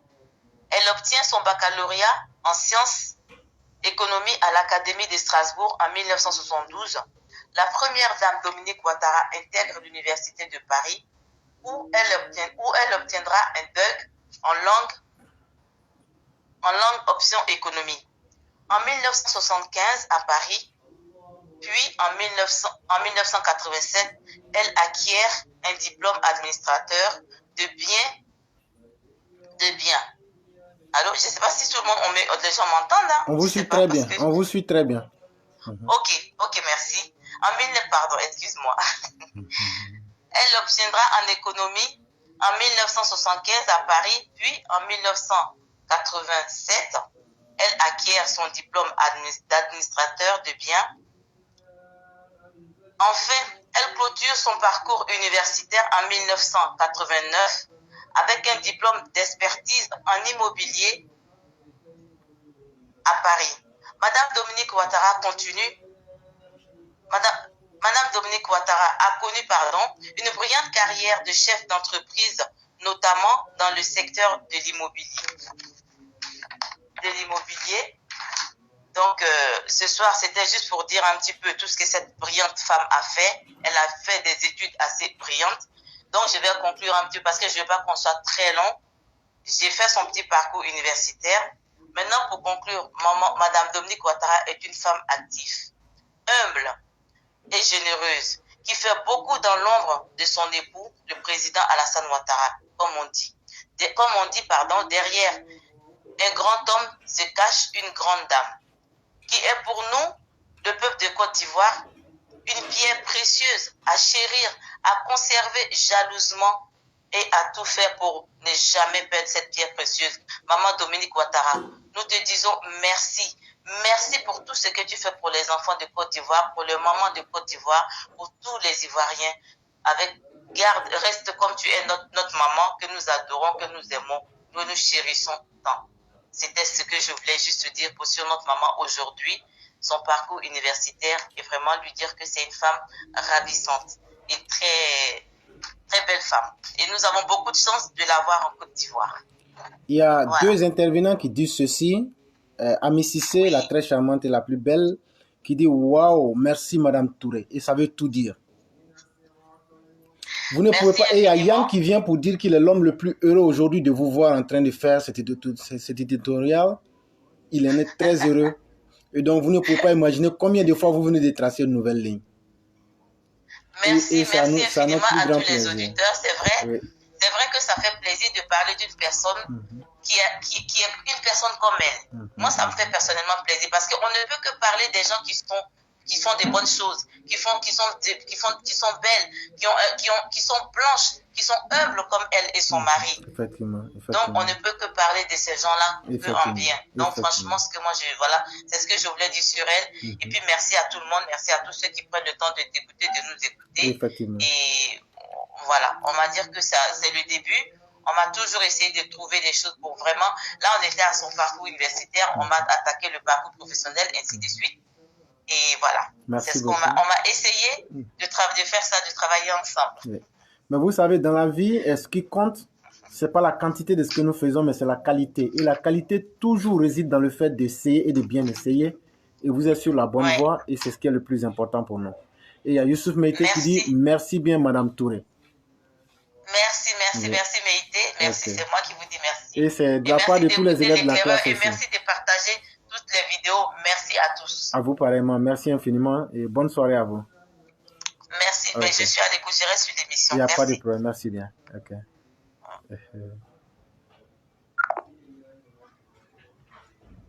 Et donc, chers auditeurs, tous ceux qui ont appelé, Lamine Diabaté, Youssef Timitié et le roi du printemps, vous serez tous pris et vous serez les dernières personnes à être prises. Donc, on n'a point de crainte. Et je vous remercie et nous remercions tout le monde. Il y a notre mère Awa Tapsoba qui dit « Merci beaucoup, Madame Touré. Cette femme est l'exemple même d'une première dame. » Et effectivement, c'est la vérité. Bonsoir, monsieur. Bonsoir, Florent. Oui, comment allez-vous? Oui, je vais bien chez vous. Oui, ça va très bien. Bonsoir à toute la classe. Oui. À CT et à Madame Blanc. Ok, oui. Vraiment, mon truc était vraiment bien. Je viens encore pour m'excuser. Les propos que j'ai dit avant-hier, bon, je n'avais pas de preuves, mais j'ai parlé par rapport à la dame qui était arrêtée là. Celle qui a fait vidéo là. Oui, notre soeur Success. J'ai pensé qu'elle était achetée. Bon, je n'ai pas de preuves vraiment. Après, j'ai réfléchi. Tu n'as pas de preuves de quelque chose pour pas filmer. Effectivement, c'est pas voilà. bon. Mais, voilà. Et ce que j'ai dit, voilà, ce que je veux dire, par rapport au frère qui est passé là, le frère qui a parlé de tous les militants se plaignent trop. Je crois que lui, je ne l'attaque pas, mais il faut qu'il cherche à comprendre les militants. C'est-à-dire que moi, je ne vois pas le cas de RADP, là, il ne s'intéresse pas aux militants. On peut pas, eux, ils ne peuvent pas faire ce qu'ils veulent et nous, on est là, on parle. Parce que de la manière que moi je vois en fait les RADP, le jour où le président la signe là, les RADP est tombé. Puisqu'ils ne prennent pas les militants au sérieux. Moi, je suis au Ghana. Et quand j'étais en roulement, je me suis enroulé à Koumassi. Et le moment de l'élection là, j'étais à Accra. Mais j'ai payé mon transport. Je suis venu à Koumassi, à cause d'Alassane, je suis venu voter. Et même sur la ministre occupée. Mais si c'était une autre personne, si Alassane avait dit, si le Premier ministre, s'il n'avait pas eu de problème, Alassane a dit on va supporter, moi j'allais supporter. Mais à part Ahmed Takayo et Koumbal, moi je ne vois pas une nada. Puisque au début, j'ai commencé à m'intéresser à Mamadou, à Touré Mamadou. Mais après j'ai compris qu'il est beaucoup arrogant, il ne fait rien avec les il faut qu'on parle. Parce que si on ne parle pas là, ils ne sauront pas qu'il y a des trucs qu'ils font là. Ils ne sauront pas. Il faut qu'on se plaît, il faut qu'on les parle. Quand il y a quelqu'un là, cherche à le conseiller. Mais si on est là comme ça, on ne parle pas, ils ne sauront pas. Que le frère, je le primais, qu'il nous laisse qu'on se plaint. S'il y a des problèmes, on cherche à régler. Il n'y a pas de problème. Il y a ton frère qui fait des trucs, si tu ne parles pas là, si tu ne parles pas, il ne cherche pas à changer. Voilà. Il n'y a pas de problème. Il cherche à nous comprendre aussi. C'est un peu comme dans un magasin. On aime quelque chose là. Allô? Oui, j'ai dit c'est un peu comme dans un magasin. Tu es obligé de tenir compte de l'avis de tes clients qui viennent payer la marchandise. Et si les clients se plaignent, plutôt que de leur dire qu'ils se plaignent, pourquoi ne pas se poser les vraies questions et trouver une solution?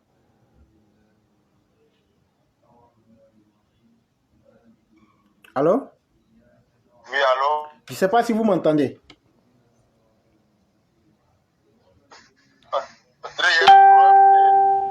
Des réseaux. Oh, ok, il n'y a pas de problème. Ok. Comme vous avez aussi dit l'essentiel, il n'y a pas de problème. Merci beaucoup, frère. Et vous passez une très bonne soirée. Okay.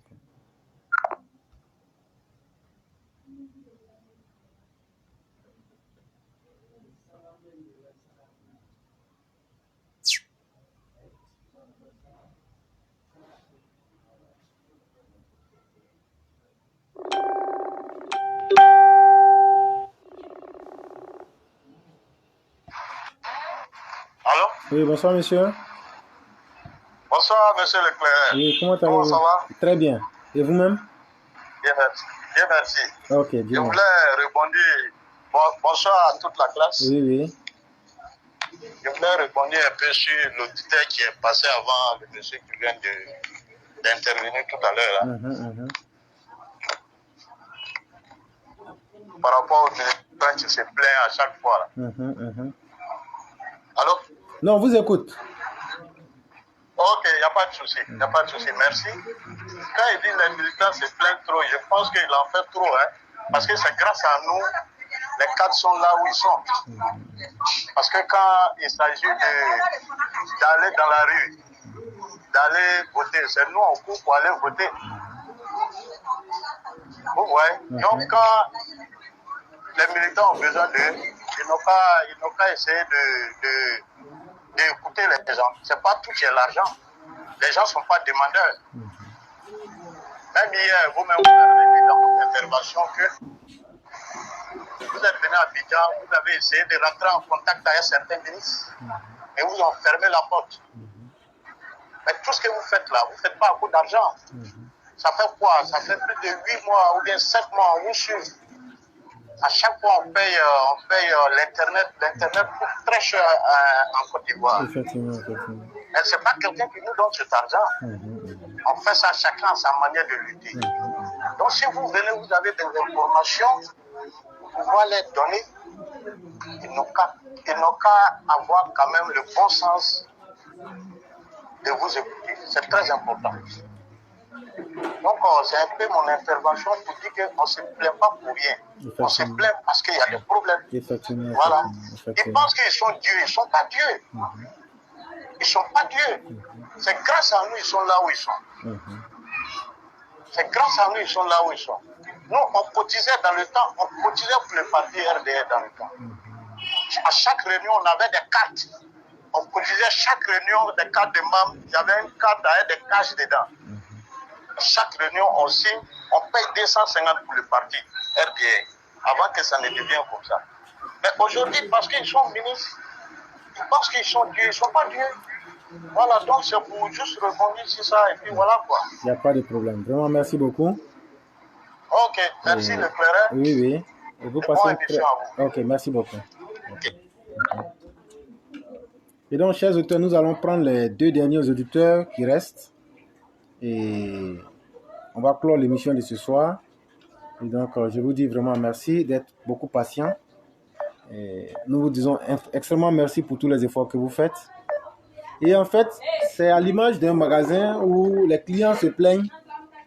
Le patron doit chercher à comprendre pourquoi les gens se plaignent. Allô, bonsoir le roi. Oui, bonsoir le clairin. Oui, comment ça va? Oui, je vais bien chez vous. Oui, ça va très bien. Ok, moi aussi ça va un peu. Oui, ça va. Ah. D'accord. Ok, pas de problème. Donc j'appelle pour intervenir un peu là par rapport aux différents sujets que vous avez évoqués. Il n'y a pas de problème. Voilà, donc d'entrée de jeu, je salue d'abord la classe et le chef de classe, et sans oublier le clairin.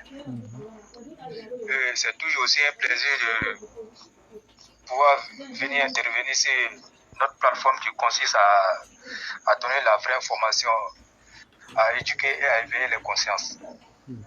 Je voudrais aussi saluer la maman Touré, qui a vraiment pensé à faire un peu le parcours universel de notre maman, Dominique Ouattara.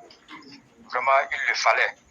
Parce que parler du président sans parler de la première dame, c'est comme s'il y a quelque chose qui manquait beaucoup.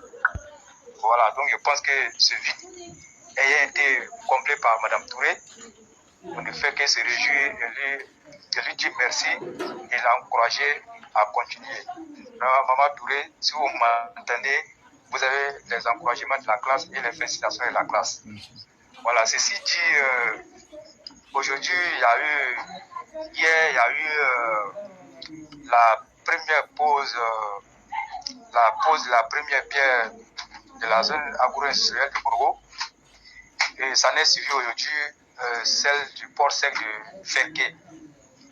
Et il faut dire que le Nord en avait besoin de ces infrastructures qui vont créer un boom économique dans la région et toute la Côte d'Ivoire. Quand vous regardez la région du Bourgo et surtout le district des Savanes, pratiquement il n'y a pas une zone industrielle en tant que telle qui est constituée d'usines où la jeunesse pourrait venir se chercher, comme on le dit en Côte d'Ivoire. Et je pense que cette zone industrielle du Congo va beaucoup aider la jeunesse, puisque nous parlons tantôt de l'immigration clandestine. Et je pense que aussi ce truc-là peut contribuer beaucoup à freiner ce fléau. Vous imaginez un jeune qui arrive à gagner sa vie à Congo, qui gagne sa vie à Congo, qui arrive à se prendre en charge, qui a pu réaliser sa vie. Je ne pense pas que le clairin, ce jeune-là, puisse prendre le risque d'emprunter la Méditerranée et puis aller mourir à mer là-bas. Donc vraiment, il faut déjà saluer cette action du président. Et ensuite, quand vous regardez un peu le port sec de Ferké, je voulais dire, vraiment, c'est une très bonne chose. Dans la mesure où les pays de l'Interland que ce soit le Burkina, le Mali, les autres pays, ne seront plus obligés de venir à Abidjan, venir chercher les marchandises et retourner. Ils les prennent là-bas, donc ça nous fait gagner en temps et ça nous fait gagner en économie. Et sans oublier le nombre d'emplois que ça va créer. Et je pense que c'est bien. Et ça va canaliser aussi l'exode rural du nord vers le sud. Et ça, c'est déjà très bien. Et je pense que le président, en homme de vision, il a déjà tout compris. Comme nous avons l'habitude de le dire, c'est un monsieur qui est en avance sur le temps. Et au même moment, quand vous regardez un peu les universités qui sont en train de se construire présentement dans les différentes régions, et ces universités aussi sont construites en fonction des potentialités, que ce soit dans le domaine touristique, dans le domaine agricole, toutes les potentialités de ces régions. Ça voudrait dire quoi? Toutes les filières que les gens auront à développer dans les universités, c'est des filières qui vont répondre aux besoins de ces potentialités des régions. Et ça, déjà, il faut saluer cette action. Donc, c'est ce que je voulais dire un peu sur le port sec de Kourgo et de Ferké et la zone agro-industrielle de Kourgo. Quand vous regardez un peu Kourgo qui pratiquement, c'est une zone où on cultive beaucoup l'arachide, ça peut contribuer à faire des usines, des huileries là-bas. Et là c'est bon, surtout la tomate et autres, plein de choses, et puis l'anacane. Donc ça, on peut déjà voir ces produits peut-être en produits semi-finis, pourquoi même finis et prêts à la consommation locale et avant de pouvoir exporter. Et ça, c'est déjà quelque chose. J'ai répondu un peu sur ce que le frère Dabougo a dit concernant les plaintes des militants. Mais il a raison de parler. Et moi, je respecte sa décision. Mais moi, je pense que aujourd'hui, la lutte que nous avons menée, et moi, principalement, je ne parle pas de quelqu'un d'autre. Moi, j'ai été à toutes les étapes de la lutte.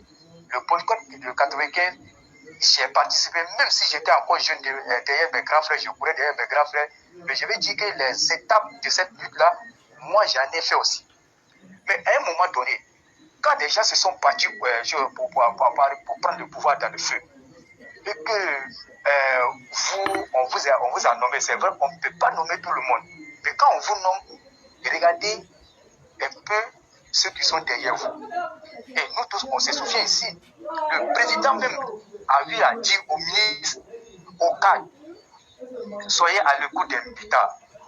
Allez-y à la base. Mais quand le président le dit, le président n'a pas dit comme ça de façon fortuite. Le président, c'est un constat qui est fait et le constat, il est général. Le cas d'Abobo qui prend, mais c'est un cas parmi tant d'autres. Abobo, ça ne fait pas le RHDP. Abobo, c'est une partie, c'est une commune du RHDP. Si le cas d'Abobo, tel qu'il le dit, vient à Abobo, mais il ne faudrait pas qu'il prenne le cas d'Abobo pour généraliser. À Abobo, il ne connaît pas ce que les militants de Yopougon vivent. Encore moins les militants de Galois vivent. Encore moins les autres communes. Est-ce que lui peut me dire pourquoi Kafana est tombé? Il peut me dire pourquoi Sidi Touré est tombé? Il peut me dire pourquoi Dosso Moussa est tombé? Et les exemples sont légion. Donc, qu'il arrête de généraliser la chose. Aujourd'hui, les militants en ont gros le cœur. Même pas, on n'a pas dit aux militants de faire. Moi, personnellement, je vais pas aller taper la porte des militants pour dire non, donne-moi ceci. Non, je ne le fais pas. Mais à un moment donné, ceux qui ont travaillé pour que vous soyez là, quand il y a un truc, ayez un peu de regard et un peu de respect pour ces personnes-là. Mais pourquoi, en temps d'élection, ils sont les premiers à appeler les militants? Et quand les élections finissent, ils ferment leur téléphone. Lui, il peut dire ça, lui, il est témoin de ça, il peut témoigner. Quand il s'agit des élections, ils sont les premiers à appeler les militants. Et après, quand les élections finissent, on ne les voit pas, ils disparaissent. Pour les revoir encore, il faut attendre encore des élections. Mais tiens, c'est vrai, nous aimons Alassane Ouattara. Nous sommes fiers qu'on nous appelle Ado Mouton. Et à un moment donné, il faut arrêter. Et ils le savent très bien. Les élections locales, ils sont obligés de courir appeler les militants pour venir voter. Mais on vous appelle, vous fermez le téléphone, on parle et vous trouvez qu'on se plaint trop. Non, si peut-être, moi je ne connais pas sa situation, si peut-être qu'il a une entrée chez un ministre là-bas, il ne faudrait pas qu'il prenne le cas pour généraliser. Abobo, c'est un cas parmi tant d'autres. Voilà, Abobo, la réalité d'Abobo ne peut pas être de Bougon. Il faut qu'il comprenne cela. Qu'il arrive à comprendre cela, il va respecter les plaintes des autres. Lui, il ne se plaint pas. Oui.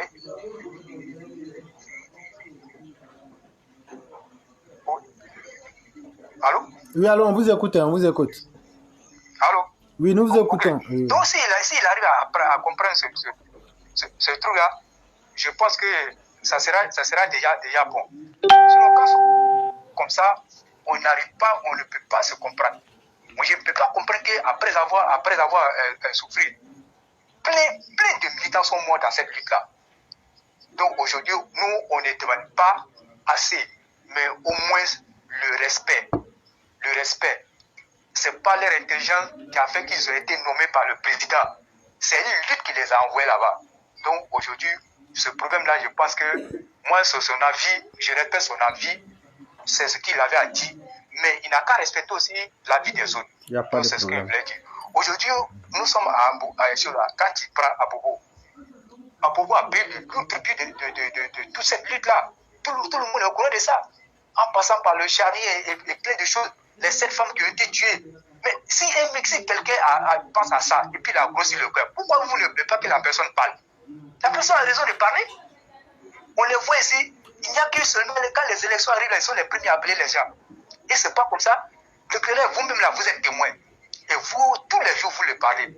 C'est parce qu'à un moment donné, ils pensent que nous voulons les places. Nous, on ne veut pas les places. Et on ne veut pas les places. Donc, il faut respecter les gens, il faut respecter les militants. Moi, j'ai un cas de militant, je ne suis pas un sympathisant du RADP. Je suis un militant actif du RADP. Je suis président du comité de base et je suis dans le bureau régional de l'UJUMA et je suis... bref, bon, ce n'est pas là le cas de choses là. Donc, moi, je pense que chacun doit connaître sa place et chacun doit respecter son ami. Les milices, nous les respectons, ce sont nos cadres. Mais quand nous le disons, ce n'est pas parce que nous les détestons. Non, nous voulons les éviter à tomber dans les erreurs du passé. Parce que le pouvoir, nous avons lutté pour avoir ce pouvoir. Il faut pouvoir conserver ce pouvoir. Parce que le militant, quand un militant qui est dessus, un militant qui est découragé, il devient un danger pour le parti. Je m'explique. Un militant qui est fâché, qui est peut-être par son action, peut attirer d'autres militants vers le parti. Mais lui qui est derrière là, s'il est frustré, il est fâché par le comportement des cadres, il va sentir que quelqu'un qui veut venir par son canal, lui ne peut pas encourager la personne à venir, va dire, il faut rester là-bas parce que déjà tu vois, voilà ce que les gens sont en train de faire. Donc c'est comme ça que nous parlons. Nous ne parlons pas pour critiquer seulement. On parle, c'est pour remonter des informations parce que nos ennemis qui sont là, ils sont tapis dans l'homme et à la moindre erreur seulement, ils frappent. Nous avons déjà 33 coups d'État déjoués. Mais ce n'est pas fini. Seulement pour demander quelque chose, une information afin que l'information soit traitée et éviter les pièges. Donc, vraiment, chers frères, je répète votre avis, mais permettez aussi que les autres expriment leur avis. Là, je pense que c'est ce qui fait le charme du RADP. Comme tu as dit, le RADP, c'est le meilleur parti de la Côte d'Ivoire et voire même de l'Afrique. Donc, vraiment, c'est ce que je voulais dire. Donc, c'est un peu ça. Vraiment, c'est nous qui vous disons merci. Voilà. Et vraiment, c'est des brillantes idées que vous avez aussi émises. Et c'est ce qui est intéressant. On fait des analyses avec des thèses et des antithèses pour en retirer le meilleur. Et ce que vous avez dit, c'est des choses qui sont aussi tranchantes. Et ce que je dis, c'est que c'est le RHDP qui gagnerait à écouter ses militants et à encourager la foison des idées, à encourager l'exercice des idées. Et pour conclure votre idée, si cela va dans le cadre de ce que vous avez dit, il y a Yann qui dit comme ça que l'organisation d'un parti politique est telle qu'une pyramide. La base permet au sommet de se maintenir et le sommet doit s'assurer que la base est bien maintenue. Et je crois que c'est une très belle conclusion pour ce que vous avez dit. C'est ça. C'est nous qui vous disons merci. Maintenant, moi, je l'invite à aller se renseigner pourquoi si Dieu est tombé, il va comprendre ce que les plaintes des militants. Je m'arrête là. Il n'y a pas de problème. À savoir, ces 3 minutes-là sont tombées et il Il faudra encore nous confirmer ce que nous avons dit. Il n'y a pas de merci. problème. Sur ce, je ne vais pas monopoliser la parole. Il n'y a pas de problème. Voilà. Nous qui vous disons donc, Soujata merci. était occupé aujourd'hui, donc il ne pourra pas intervenir. Il n'y a pas de problème. Je t'ai envoyé un message aussi, il faut le lire. Okay, merci. Je t'ai envoyé un message. Ok. Et surtout, merci pour tous les efforts que tu fais. Merci. Pour le parti même, c'est vrai qu'on n'en parle pas directement comme ça au grand jour, mais continue. Je crois qu'au bout de l'effort, il y a toujours un résultat positif. Et ce que je t'ai dit, moi-même, je prends la garantie personnelle de le faire. Tu sais ce qu'on s'est dit. Ok, merci. Et je prends la garantie de le faire. D'accord. Voilà, je te dis merci et bonne soirée. Ok, merci. Ok.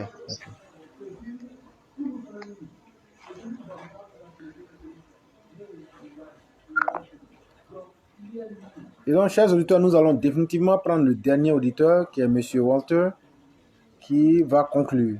Et son intervention ne sera pas qu'une simple intervention.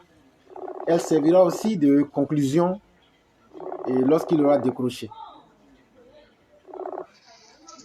Alors? Bonjour l'éclaireur. Bonjour mon beau, comment allez-vous? Ça va et toi? Et donc, vous êtes à l'honneur ce soir. En tout cas, merci. Vous donnez vos avis et vous faites la conclusion. Et donc, l'éclaireur n'a plus rien à dire. En tout cas, c'est un honneur, mais vraiment à la hauteur du prince que tu me fais là. Ouais. En tout cas, donc je salue toute la classe. Merci à Bob Max, parce qu'au début, je pensais que tu n'allais pas me prendre. Non, pas du tout. La fin, pourtant, j'ai appelé plusieurs fois. Oui. Donc, merci à Bob Max, merci à tout le monde. Alors, je vais commencer. Je vais essayer de faire un balayage de l'actualité depuis le début de la semaine. Et puis, je vais avancer et donner des avis et puis poser des questions. Il n'y a pas de problème. Donc, je vais dire ceci. Déjà, la semaine dernière a commencé avec les sorties de Damana Picasse, avec des tentatives d'intoxication avec l'état de santé du Premier ministre. Dieu merci, il nous est revenu. On a terminé la semaine avec ce gore qui est sorti avec son message de haine. Cette semaine, on commence avec le procès des Pouchites. Bon, c'est pas encore fini que hier, on est tombé sur notre sœur Success et on sait tous ce qui en est advenu, n'eût été ton intervention prompte pour stopper ce qui allait être une hémorragie. Là, sur ce cas, je pose la question. Est-ce que l'État de Côte d'Ivoire va enfin prendre sérieusement, pour moi je parle du RHDP, va prendre en main la formation des cybermilitants? Parce que ce qui s'est passé, c'est purement et simplement un manque d'encadrement. Je dis la chose suivante. On vient tous d'horizons différents pour suivre le président Alassane Ouattara. Avec nos forces, nos faiblesses, nos tares et ainsi de suite.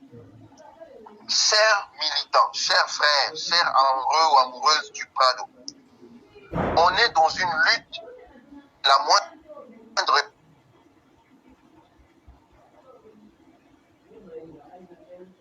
Vous voulez faire de ça, posez la question à ceux ou à celles qui autour de vous pensez avoir un peu plus de maîtrise que vous. Les informations sur Internet vont tellement vite que la moindre erreur peut coûter des vies et on a vu ça hier.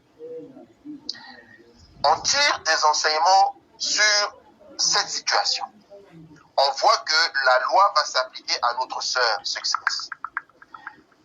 D'autres peuvent trouver ça dommage, mais moi je dis, quelque part le malheur est bon. Si notre sœur peut subir la rigueur de la loi, je ne vois plus pourquoi un Damana Picasse ou n'importe qui d'autre peut se permettre des écarts. Il n'y en aura plus. Sinon, on ne comprendra plus rien. Deuxième chose, on a vu sortir une cellule, disons, de lutte de cybercriminalité. Je me pose la question. Alors là, l'éclaireur, si tu peux m'aider, est-ce que cette cellule a les moyens de ses ambitions? Pour vous dire véritablement, Je crois qu'à l'intérieur du pays, elle s'est fait suffisamment respecter parce que tous ceux qui à un moment s'aimaient la haine, ces celui-là les dénichaient comme il se doit, mais à l'international, vous savez, les contraintes, je ne crois pas. Je dis bien à l'international, je ne crois pas. Sinon, en Côte d'Ivoire, quand vous remarquez bien, ceux qui attisaient la haine comme il se devait, c'est celui-là, les remettaient, les recadraient comme il se devait. Et ça, quand même, ça, il faut le mettre à leur actif. Mais au niveau maintenant, en dehors de la Côte d'Ivoire, ça, c'est quelque chose qui ne maîtrise pas forcément. Ok. Je dis ça pourquoi? Une telle cellule devrait avoir la capacité, je dis bien la capacité, de filtrer tout ce qui est contenu qui arrive sur la Côte d'Ivoire. Je sais de quoi je parle. Effectivement, effectivement. Tout ce qui est image, vidéo, qui passe par Internet, il y a une seule entrée. L'adresse publique de la Côte d'Ivoire. Ils doivent être capables de filtrer. Ça, donc, c'est bien dit. Au moment où on se parle, cette cellule doit être capable de savoir telle ou telle image, ce sont des contenus dangereux. On ne peut pas laisser circuler ça. Les opérateurs téléphoniques doivent être mis en contribution. Ce n'est pas de la censure, c'est de la prévention. Effectivement. Ça, c'est la première leçon qu'on tire de ça. Maintenant, deuxième chose, je m'adresse à ceux d'en face. Au vu de ce qui s'est passé hier, à la réaction de ces enfants d'Abobo ou de je ne sais d'où, dites-vous bien, les gars, si vous pensez que vous êtes les seuls qui sont chauffés à blanc, il y a d'autres qui sont chauffés à plus de 400 degrés. Ne vous hasardez pas. Ne vous hasardez pas. Vos messages en sourdine, faites des provisions. Oui, si vous l'avez fait, faites des provisions, ça va vous servir, mais ne vous hasardez pas. Ça, c'était le premier point. Le deuxième point, je veux parler de tout ce que tout le monde a dit ici au niveau des cadres. Oui, on est tous d'accord que les cadres sont une sorte de ramification, un prolongement de bras du président Alassane Ouattara. Si on ne peut pas tous aller lui parler, c'est à travers les cadres qu'on parlera, qui arrivera au président. Si aujourd'hui on n'avait pas cette tribune de l'éclaireur pour vérité, nous qui sommes des contrées lointains et qui sommes des suiveurs du président, on ne serait entendu nulle part. Maintenant, quand on dit ça, il faut aussi dire que les cadres ne peuvent pas aider tout le monde. Mais attention, à l'image de Ahmed, Ambak n'aidait pas tout le monde. Ambak n'avait pas de millions à distribuer à tout le monde. Mais Ambak était accessible. Du coup, la masse avait l'impression qu'à n'importe quel moment, si on avait besoin de lui, Ambak viendrait. Du coup, ça calme tout le monde et chacun va à ses occupations. Voyez-vous, c'est comme un enfant qui, à chaque fois qu'il reçoit une correction où il pleure, il crie « maman, maman, maman ». Mais si la première fois sa maman vient le calmer, mais la deuxième fois ne va plus crier maman parce qu'il sait que maman sera toujours là et ainsi de suite. Les cadres, on ne vous demande pas de donner des millions, mais on vous demande d'être accessible. Personne ne va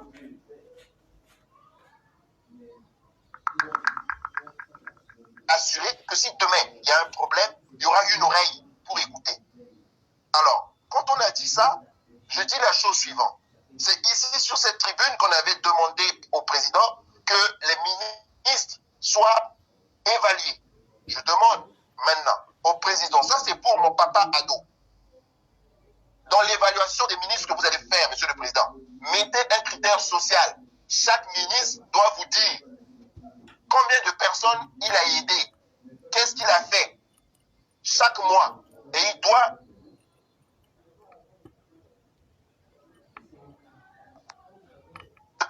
si chaque personne aide au moins 5 personnes,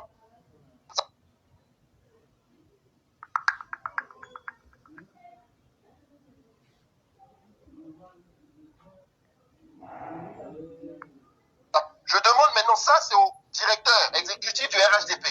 Les cadres qui sont députés, maires ou autres, doivent tenir des permanences. Il faut veiller à ce que ces permanences-là soient tenues effectivement. Parce que c'est le seul moment, le seul lieu où les militants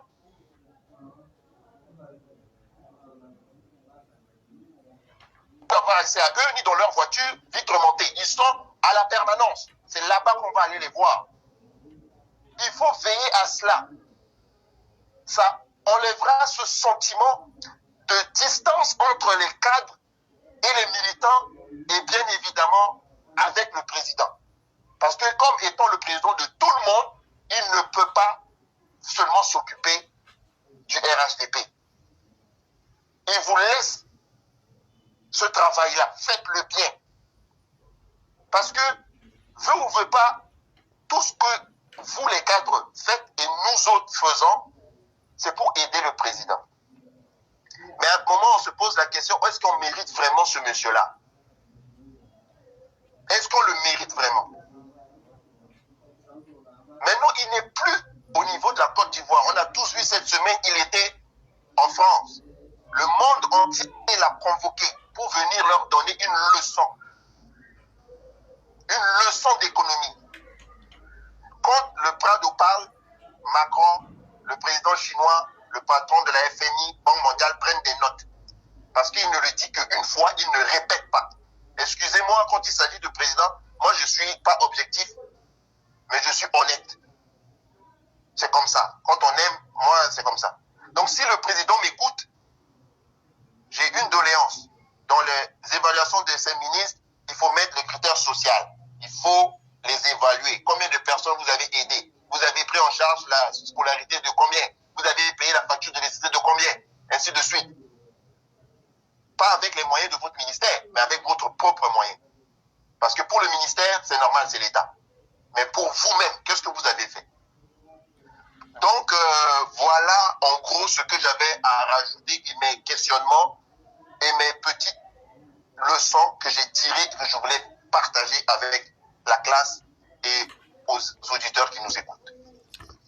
Vraiment, c'est nous que vous disons merci. Vous avez fait une très belle analyse de la situation et je crois qu'avec les différentes propositions aussi que vous avez eu à faire, je crois que ça peut même tenir déjà lieu même de conclusion. C'est nous qui vous disons merci et nous disons bien des choses à tout le monde du côté du Canada et vous passez une très bonne soirée. Merci. Ok, merci beaucoup. Et donc, chers auditeurs, comme nous l'avions dit, on va essayer de nous arrêter un peu pour ce soir. Et déjà, vu les différents avis que vous avez pu partager, nous le disons chaque jour, c'est le centre du bouillonnement intellectuel. On n'est pas obligé d'être d'avis avec autrui, mais on est obligé de faire la synthèse. Et c'est la synthèse même que M. Walter Otto venait de vous faire. Je ne vais pas encore prendre de votre temps pour redire les mêmes choses. Mais ce que je peux dire, faisons et continuons à faire confiance au président Alassane Ouattara. Et chère population, continuez le combat que nous avons mené. Si vous voyez quelque chose qui n'est pas bien, faites-nous signe pour qu'on puisse faire remonter les informations. Nous sommes là pour aider la population. Nous sommes là pour vous aider. Et sachez que toute chose qui n'ira pas dans votre avantage, autant nous allons les dénoncer, mais autant il revient comme un devoir de votre côté d'aider la République. Et n'ayez point honte de ce que vous faites. Parce que quand vous donnez des informations, vous permettez de sauver la République, vous sauvez des vies humaines. Et ce prix-là est inestimable. Et donc, chers auditeurs, pour vous qui êtes les partisans de la vérité et qui êtes les partisans de M. Alassane Ouattara, sachez que vous êtes les meilleurs parce que vous avez fait le bon choix qui s'appelle Alassane Dramane Ouattara. Continuons à être persévérants, continuons à croire en nous-mêmes et continuons à croire au président de la République. Je suis sûr que le meilleur reste à venir. Et le mérite de ces émissions que nous faisons, chers tous, je dis bien chers tous et chers chacun, soyez convaincus que tous vos messages sont entendus au haut niveau et vos messages sont pris au sérieux. Et je vous dis, la nature de nos émissions amène nos ministres, amène nos cadres et amène nos dirigeants à se poser assez de questions et à se dire certainement ces personnes-là, de par leurs différences et de par ce qu'ils ou elles font, c'est des personnes qui méritent le respect et c'est des personnes qui méritent d'être suivies. Et sachez aussi que tous les efforts que nous faisons ne sont pas vains, ne sont pas des efforts inutiles, parce que chaque jour, à travers tout le pays, on fait nos propres enquêtes et on vient les soumettre ici et on les analyse ensemble. Sachez que ça aide beaucoup le pays et c'est ce qui fait que chacun et chacune de vous êtes les meilleurs sur les réseaux sociaux parce que vous êtes là pour cultiver la bonne graine, pour cultiver l'amour, la fraternité et surtout la vie. Je vous dis merci. Demain sera un autre jour. Ça sera encore un jour de fraternité et de bonheur. Entre-temps, je vous souhaite une bonne nuit dans la miséricorde de Dieu et surtout qu'il impose sa mansuétude dans le cœur de chacun afin que la haine puisse être remplacée par l'amour. Et comme le Christ le disait, aimons pour nous-mêmes, aimons pour notre prochain, ce que nous aurions aimé pour notre propre personne. C'est le plus important. Merci à chacun et à chacune et bonne nuit.